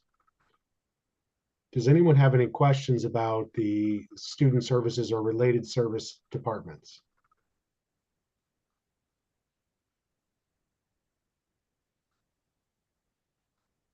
Okay, thank you very much for your time. Thank you. Great. Thank you, Alan. Now, Dr. Molly Bolton with Teaching and Learning and Accountability. Thank you. Next slide, please. So under Teaching, Learning, and Accountability, we have several divisions. The first being our curriculum division, which really is focused in on our separate public special education schools and our career and technical schools. And they are in charge of working with our teachers to write our curriculum for those schools, which is board approved. The next division is professional learning, and this is professional learning in almost all areas of our organization, but specifically making sure that our staff is prepared to support our students in the best ways possible, be that through programs, be that through teaching methodologies. We have a very robust new teacher academy that lasts for 3 years, as well as we now have our new para orientation. So just preparing our staff to best support our students. Next slide, please. We also, as you heard previously, this office monitors and supports the strategic and CSIP plans. Family and community engagement also falls under this office, and that is working with not only our schools, but also our partner districts as well. Evaluation and research supports our district in evaluating different programs, as well as research proposals and with the strategic plan, planning and implementation. And then applied behavior analysis also does fall under this office. And this year, we've also added equity, which I will now turn it over to Dr. Diggs to talk about equity. Next slide. All right, thank you, Dr. Bolton. I appreciate that. Good evening, Governing Council, Dr. Macklin colleagues, and also community members. My name is Dr. Daryl Diggs. I'm the Executive Director of Diversity, Equity, Inclusion, and Accessibility. Next slide. All right, thank you. Here within SSD, we have a robust equity framework that is in its 5th year at this moment. And through this document, and also for several years, we have believed that true educational equity exists when each student has the opportunity and access to resources. Now, I do believe that this is a robust and phenomenal, equity, statement, but there is a piece that we try to uphold to each and every day, and that's the bottom half of this statement. And that is that each student, through positive learning outcomes, we will have this intentional focus on purposeful engagement, rigorous and individualized instruction, as well as relevant experiences. And those are pieces that we adhere to and work really hard towards as we are throughout the county, as well as within the inner workings of the special school district. Next slide. All right, thank you. Within my department, the DEIA department, we have created a mission statement that is very specific to 2 main pieces. It is our charge to empower our leaders across the county to be able to advocate for educational equity. We try to do this deep work through actionable knowledge, but then also resources. Like, what does that look like? Also, what kind of conversations can we have for you to champion diversity, equity, inclusion, and accessibility? And as we do this work, we also are very cognizant that although we are across the county, we know that each individual community is unique. And what can we do to empower those leaders in that uniqueness? Next slide, please. In this image, you're going to see just the framework of our equity framework, the framework of the framework, and it's broken down into 5 years. In year 5, we are integrating, all of the learning and all of the practices into the work. And this includes both the operational side of our district in addition to the instructional side of our district. And as we're having these conversations and doing this deep dive and learning, with our staff, we're trying to answer the question, and it is this: are there systems, processes, structures, procedures that allow for inequitable outcomes? And so if we are able to answer that question and dive deep into seeking the solution, then we know that we can reach each student and help them achieve their personal best and positive outcomes. Next slide.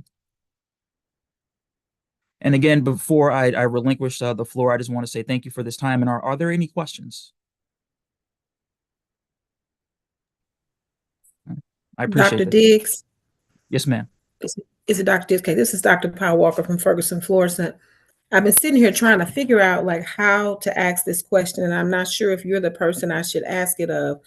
But the persistent issue that we have with certain districts having positions that are not being filled, often those are in communities that are already underserved, often serving Black and Brown families. And so I'm curious to know if there is any sort of trend or historical data around the number of actual students that are being impacted by that and the academic outcomes for those students. I don't even know like where that data would come from. I mean, the school districts could certainly provide it. And then with some districts being more transient than others, it's hard to track the outcomes for kids. But we keep talking about the positions that remain open, but I guess I want to talk about the kids that are being impacted by the positions that are never filled. And so I just didn't know if you had any thoughts on that or any ideas about where we would start to collect that sort of data. That's a phenomenal question, and thank you for that, Dr. Powell. My thoughts are these. In order for students to be their best selves, we must be able to operate in a way to where the services that we bestow and that we work alongside with young people is at a high level.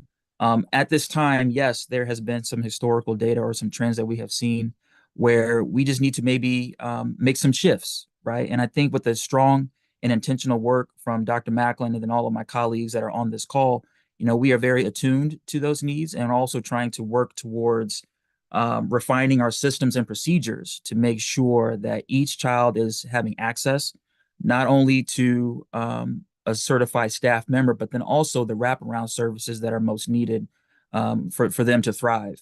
As I have ventured across the county, specifically North County, I've seen exactly what you're saying. And so that's why it's my intent as well as my team's passion to help work through those systems that may be creating inequities unintentionally. But then what can we do to, again, right those ships so that we're sailing forward, as Ms. Rowland said earlier today. And I think with her eye on the budget and then also Dr. Macklin's stewardship, we're able to close the gap on a lot of those things that we're seeing as far as an unfortunate trend, because they're impacting our kids.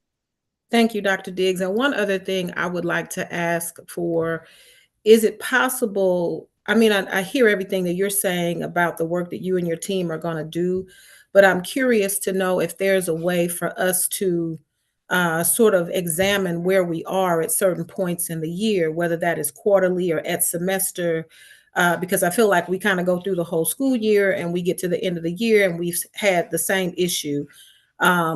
And so I just want to know, is there a way that we can do some sort of a stop where we check to see kind of where we are on actually moving the needle on some of the things you just mentioned? Mm-hmm.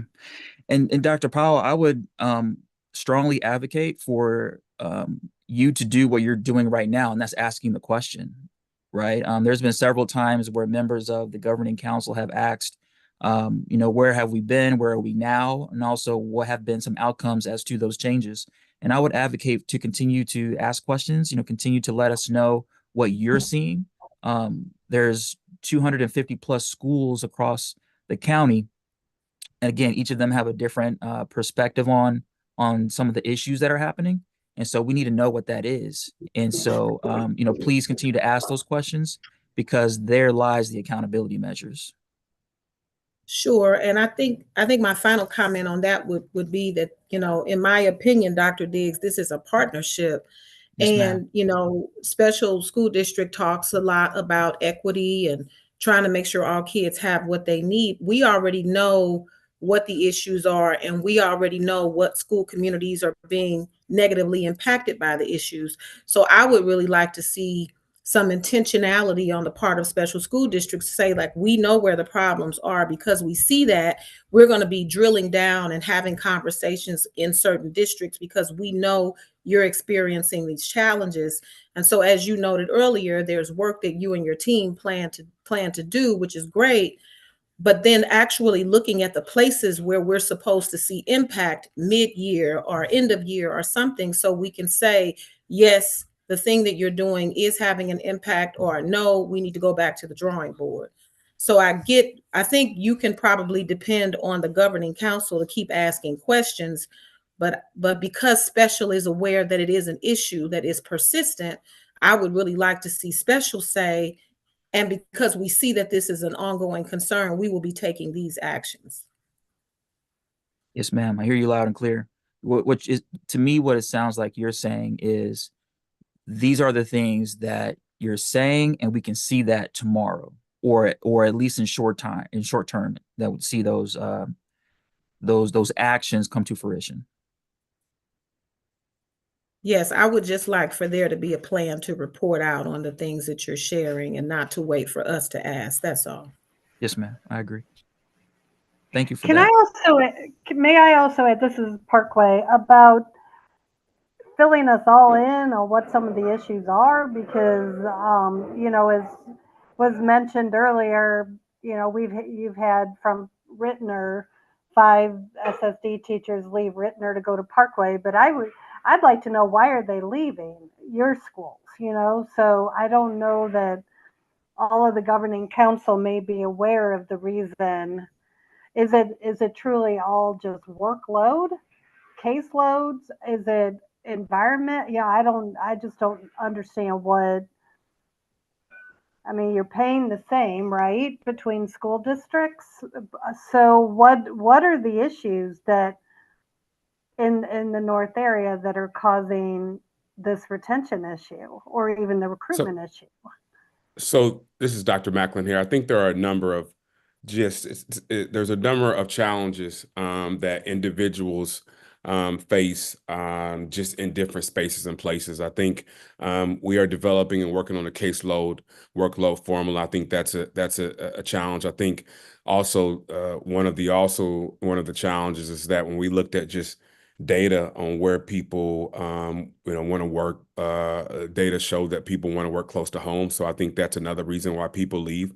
I think also, again, I went into a little bit about the caseload workload. I think also there just are some inequities that are driving some of those decisions. And so we are well aware of those decisions, well aware of those challenges, which have been around for a long time and are not comfortable with the inequities. Dr. Diggs mentioned some of those pieces and really being able to delve into those pieces. And so our next steps are to really be able to provide that equitable opportunities, and not just through the classroom experience, but when you talk about the examiner experience, when you talk about the wraparound supports, when all those pieces mean for all students. And so that is our next steps. We can definitely provide an update to governing council just to be able to communicate with those pieces. But I think to your question, Debbie Hopper, there's many of challenges or inequities that go into why individuals decide to seek other employment from districts to districts.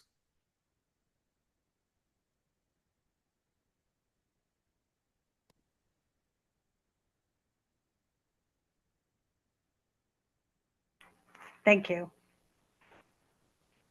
Yes, ma'am.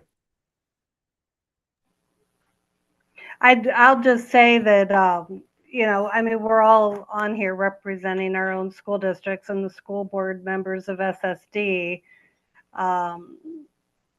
have their particular districts that they represent. But in reality, our job is to have oversight for the entire district, not just our individual districts. So, I just feel like we ought to know that we're in this for all of the special school district, not just our own respective school districts that we're here representing. Well, it's great to hear that we are all here together because at the end of the day, collectively, we will all be able to solve the problem. And again, true equity work is not in the speaking or the planning, but it's in the action. And so to know that we're all here together in that action is key as we start to reallocate and to solve some of those inequitable problems across the county. Thank you, Dr. Macklin. Are there any questions before Dr. Lyles? All right. Good evening, Governing Council, SSD board members, colleagues, and community that are listening. I'm Katina Lyles. I'm the Chief of Human Resources for SSD. And I am here to share a little bit of information about Human Resources. Human Resources has two primary arms. You have benefits as well as the talent acquisition that you see. Insurance and benefits is a support for over 7,000 members at SSD under the umbrella of health and welfare benefit plans, as you see listed. In addition, we proactively manage a safe work environment for staff through items such as personal protective equipment. And we also support staff when there is a need for workers' compensation. The other arm, talent acquisition, we support individuals from the time that they are prospective employees with applying through an employee being separating from the district for, retirement, for example. That department also facilitates collective bargaining and develops the joint resolutions, which is our agreement between the district and the unions.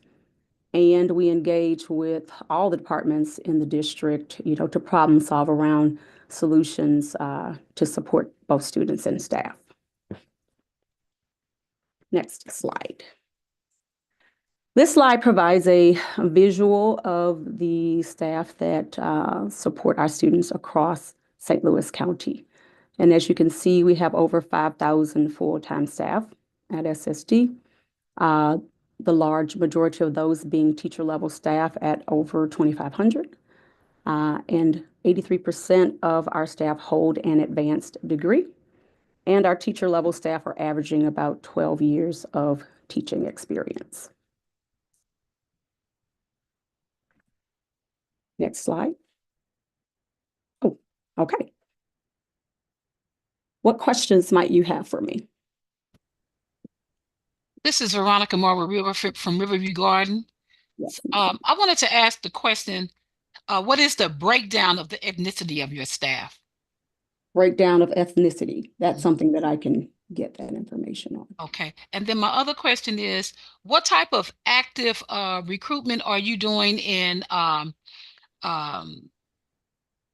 colleges, universities, to try to recruit people to work for SSD?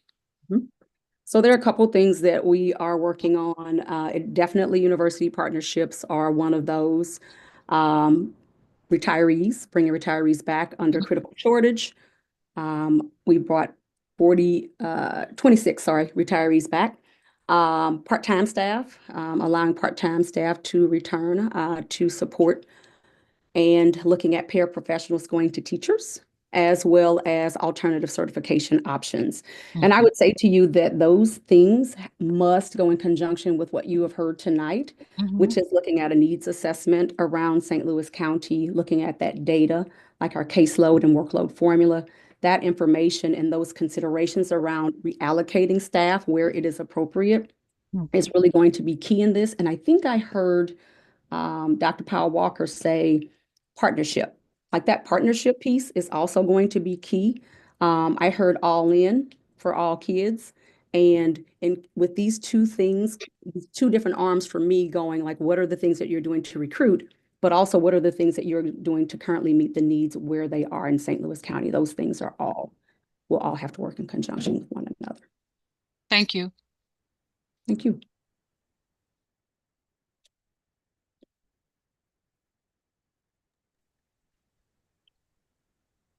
Who's got next?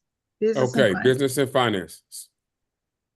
Hello again, Cindy Ryleman, Chief Financial Officer. And so I'm going to talk a little bit about business and finance. Next slide. So school finance is guided and directed by the Missouri Department of Elementary and Secondary Education, primarily through the Financial Accounting Manual. That gives us all of our guidance on the funds, the fund balances, revenues, expenditures, coding. State statute also indicates the four funds that we must account things out of, including our general incidental fund, our special revenue teachers fund, the capital projects fund, as well as the debt service fund. Next slide, please. So primarily we look at the operating funds, which include the general, incidental, and special revenue teachers funds when we look at funding a school district. So the general incidental fund really accounts for anything that's not funded or expended out of another one of the funds, primarily looking at the day-to-day operations, and you can see some of those indicated there. The Special Revenue Teachers Fund really accounts for the revenues and the expenditures for certificated employees. So that's their salaries and their benefits, as well as tuition payments. Most of the funding for these two funds come from our local property taxes, as well as some state and federal funds. Next slide, please. As was included and discussed during the June 3rd meeting, our budget goals are still the same when it comes to staffing and looking at righting the ship, the capital projects fund, reallocation for the tax rate, and what we're funding from a facility standpoint, as well as non-wage cost containment. So that's looking at how can we reduce costs and expenditures that are not related to salaries and benefits. Next slide, please. And then finally, this slide really shows the budgeted expenditures and budgeted revenues for fiscal year 25. And so you can see primarily 63% of our revenues are from local sources, next being state at 22% and federal at 13%. And then, excuse me, and then from fiscal year 25 expenditures, salary and benefits really make up 87% of our expenditures. So again, you can see that the staffing, school districts are primarily a personnel-driven, expenditure-related industry. And so salaries and benefits are our biggest drivers of our expenditures. Next slide, please. What questions do you have for me regarding business and finance?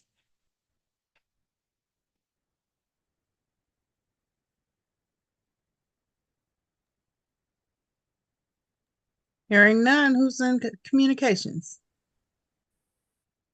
Good evening, Governing Council and Board of Education members. I'm Jennifer Henry, the Chief Communications Officer for SSD. Next slide, please. I wanted to give a brief overview of the district's communication efforts. So I broke it into two categories, internal communication and external communication. In terms of our efforts for internal communication, we have our intranet, which is the SSD Gateway, where we post all of our information for our staff. We send out a weekly newsletter to our staff that we have through our SMORE platform, and it's searchable so staff can access it at any time. We utilize School Messenger for important notifications and emergency notifications like snow days or school closures. We utilize Let's Talk for a two-way communication platform that allows our staff, but also external community to submit questions, sometimes anonymously if they prefer, or comments that we can communicate back and forth with. We focus on employee engagement and collaboration with several other departments. We have a spring and fall survey that we send out to measure our engagement efforts. Our survey for this fall is currently open. We've conducted employee advisory committees, and this fall we'll be doing employee focus groups. And then we do employee engagement events to connect people outside of work. We also, excuse me, focus on employee recognition. Our employee survey data has told us that employee recognition is something that our employees are really focused on and really want to see. So some of the formal ways that we do that is through our annual awards banquet, where we honor our different category winners and our retirees. And we do that in the April and May timeframe of the year. We do a weekly Who's That feature where we are focusing on highlighting our different staff members about the work they do, but also about them personally to get to know people in our organization. We do Cause for Applause, where leaders and peers can recognize colleagues and coworkers for different supports that they might have provided or celebrations. And we get about a couple hundred of those a year. So it's a great way to recognize some of those everyday efforts. And then we do our annual service awards where we're recognizing the service that our staff provide each year. So we have a very long tenured staff, so recognizing their years of service is important to us. And then we also do community partnerships where we are working on supporting ways that we can work with partners in the community and connect them to create better learning opportunities for our students. Next slide. And then in terms of external communication, we have our district website. If you've been to the website recently, you'll notice that it has been updated. Our website platform was bought out last year. And so after a process of going through various vendors, we selected the one that best met the needs. And then over the past several months, we've transitioned to a new platform. So it is a much more modern design, and we were able to clean up some of the outdated information that was living and buried into some of the navigation. We simplified the navigation, especially for partner districts. Now, when you go to the district website and you click on schools, partner districts are easily accessible from that menu, whereas before you had to click a little deeper into the website. So we're making information easier to access by cutting down on some of the clicks for those. We also manage all of the social media for our SSD schools and the district. We have a monthly community newsletter. We do a board brief that summarizes the Board of Education actions from our business meetings. We work with our local media to highlight some of our programs. Let's Talk, as I mentioned, and School Messenger. We also have a video series that we do each year. Right now, we're working on highlighting the different programs in our current tech ed programming. So we have almost all of those completed. And then in the spring, we do awards feature for all of our student award winners. And then we work with our partner districts and schools and programs to support them with content for their websites and social media, newsletters for their families, and then through Peach Star, which is an online flyer system. And those are some of the efforts for communications. Is there any questions I can answer? Okay, thank you. Thank you. Technology? Good evening, Governing Council. I'm Doug Austin, the Chief Technology Officer for Special School District. Next slide, please.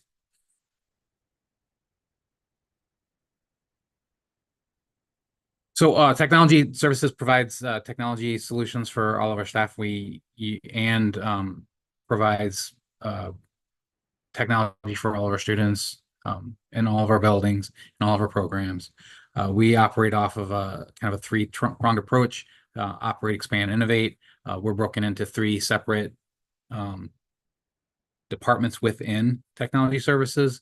We have the technology support department that handles all technology support, whether it's desktop computers, laptop computers, tablet devices, mobile devices across all of our schools, and staff that operate within all the 22 partner school districts and our vocational education program sites. We have our infrastructure department that handles all of our network connectivity, our web filtering, all of our telecommunications, and then we have our innovation and project management department that handles all of our data needs, development of data interfaces, connectivity between different applications, as well as handling our Phoenix IEP software and keeping that software up to date and compliant with federal and state regulations. I work with each of the 22 partner districts technology departments to coordinate technology access for our staff within their respective districts, provide access to any data needs that are required for state and other types of reporting that needs to come from our system, and coordinate any kind of issues that our staff might have accessing resources in the 22 different partner districts. Does anyone have any questions about the Technology Services Department? This is Parkway. I know it's getting late, but one question I do have is, and maybe you said this and I glossed over it, I apologize. But at one point, there were issues with SSD and the partner districts trying to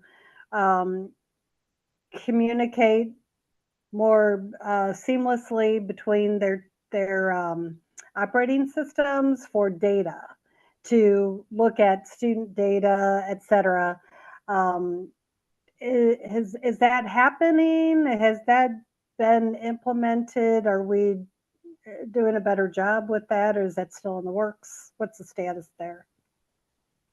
So we do have data feeds that we provide to all partner districts, so that we can exchange data. It's not two directional with all partner districts yet, but we're working towards that goal. And we're also still working towards building a platform that would provide the key pieces of data for student success for both special school district staff members and partner district staff members, to get a better, clearer picture of that.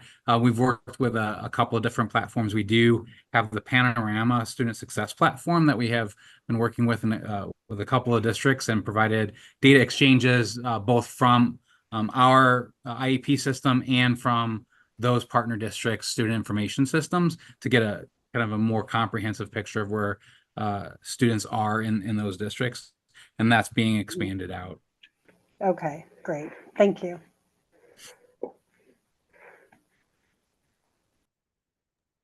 Any additional questions? All right, thank you. What we have next? That concludes the orientation presentation, President Lee, and I think next is Pat. Yes. So are there any additional questions before we move on to the Pat? All right, Crystal, the floor is yours. Thank you. I am just going to send a request to be able to share my screen so I can share the PAC website if that's possible. Okay. Let's hope this works the way I want it to. Okay, so thank you. I think this is my first time talking to many of you. I'm Crystal Miller-Lay. I am the new SSD PAC president for the year 2024-2025. Ooh, time flies. So our theme, such that there is one for this year, is really about building bridges between the parents, the SSD, and their partner district. So what we found is that for a lot of parents, they don't fully understand everything that the SSD does. They don't fully understand all of the resources that are available for their students. They don't fully understand the relationship between the SSD and the partner district. And they don't believe that the partner district is fully utilizing everything that can be done for their child. Now, all of those things may or may not be true, right? So they may have all of the information that the SSD offers. They may have all of the information about how they work together. They may just not understand it. So it may just be that they need some more communication, and they need some bridges to the resources the SSD provides. So that's really our focus for this year. To help with that, we are trying to simplify and streamline some of the ways that we communicate. When I came in, I looked at our communication process with parents. We were sending 4, 5, 6 reminder emails for PAC, for the general SSD PAC meetings, in addition to whatever was being done in each district. We've simplified that by updating the website. The website now has the meeting notices directly on the website. So if you travel to our website, you'll see here, if you scroll down, our meeting notice and our meeting dates and public notices can be accessed directly there. It's also right here. All of our open meetings or notices here using state verbiage. Our tentative agenda is published on the website, does not change, so that it's consistent month over month. We also have open meeting notices for our PAC representatives. The only time that an email will go out is if we have a notice of a vote. So this reduces the amount of communication that parents are expected to open in their email, because that was a problem. But it also keeps us compliant with the Sunshine Law.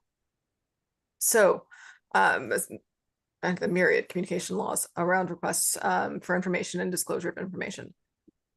We have several ways to be able to communicate with the PAC, but the biggest thing that we need from our partner districts is a way to be able to help the partner PACs be able to share information with their schools and get some interest at the school level, right? There's only so much we can do as a general PAC for all the districts. We need help at each individual districts for those parents to be able to form relationships within their own schools. We know that there are better outcomes when parents feel less isolated, and parent relationships really happen at a school level. So if anything that you can do, sharing information about the PAC at your school, helping them to get connected to the larger PAC is great, but also helping to facilitate that school level PAC at your school, that district level PAC in your schools would be very, very helpful.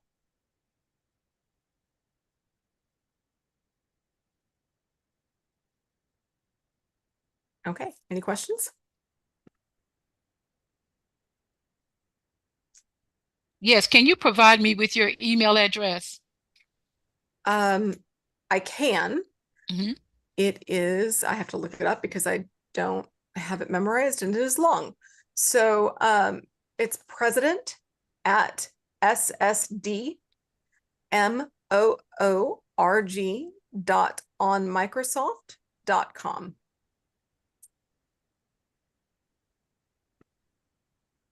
Okay. I write fast. No, thank you. Thank you so much, Crystal. We're gonna jump back down, and the last thing we have is our calendar of events. Our next meeting is coming up on Monday, December the 2nd. That will be an in-person meeting.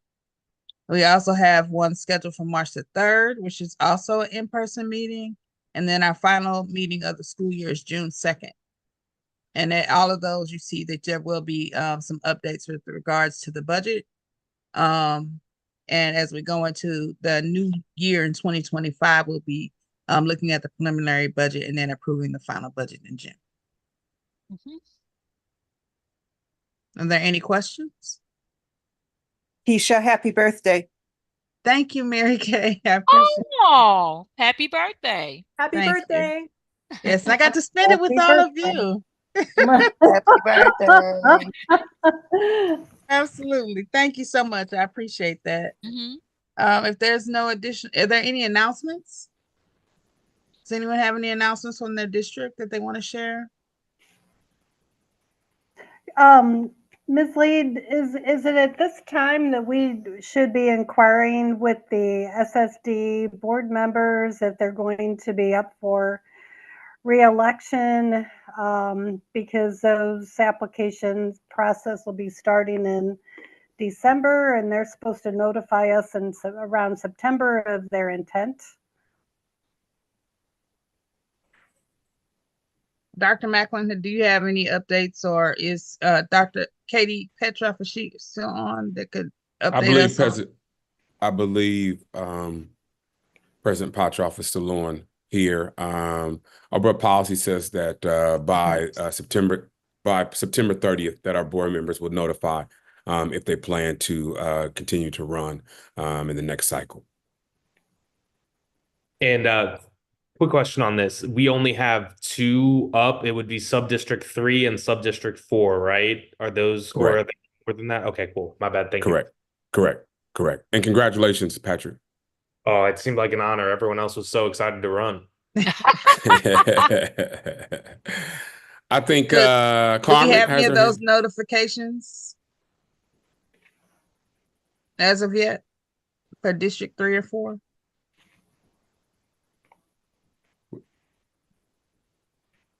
We do know that President Patroff will not be rerunning. Okay. Correct. I will not be rerunning next year. Okay.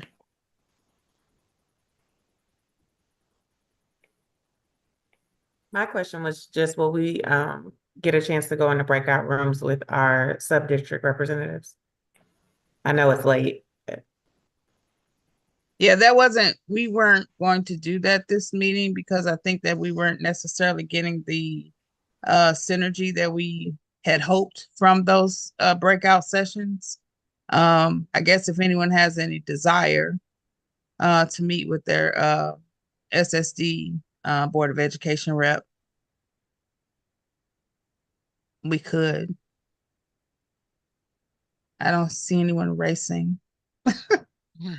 But I would just suggest that you stay in touch with who your SSD board rep is. If you have any questions with regards to the interaction between your partner district and special school district board of education, that we reach out individually. And are there any additional announcements or questions? Hi, this is Jeanette Schoenberg from Afton again. Yes. As I stated earlier, I'm new. Who would be my board rep? Do we know? I mean, like, or what area am I in? I think I can look that up in the paperwork from earlier, right? Dan is raising his hand.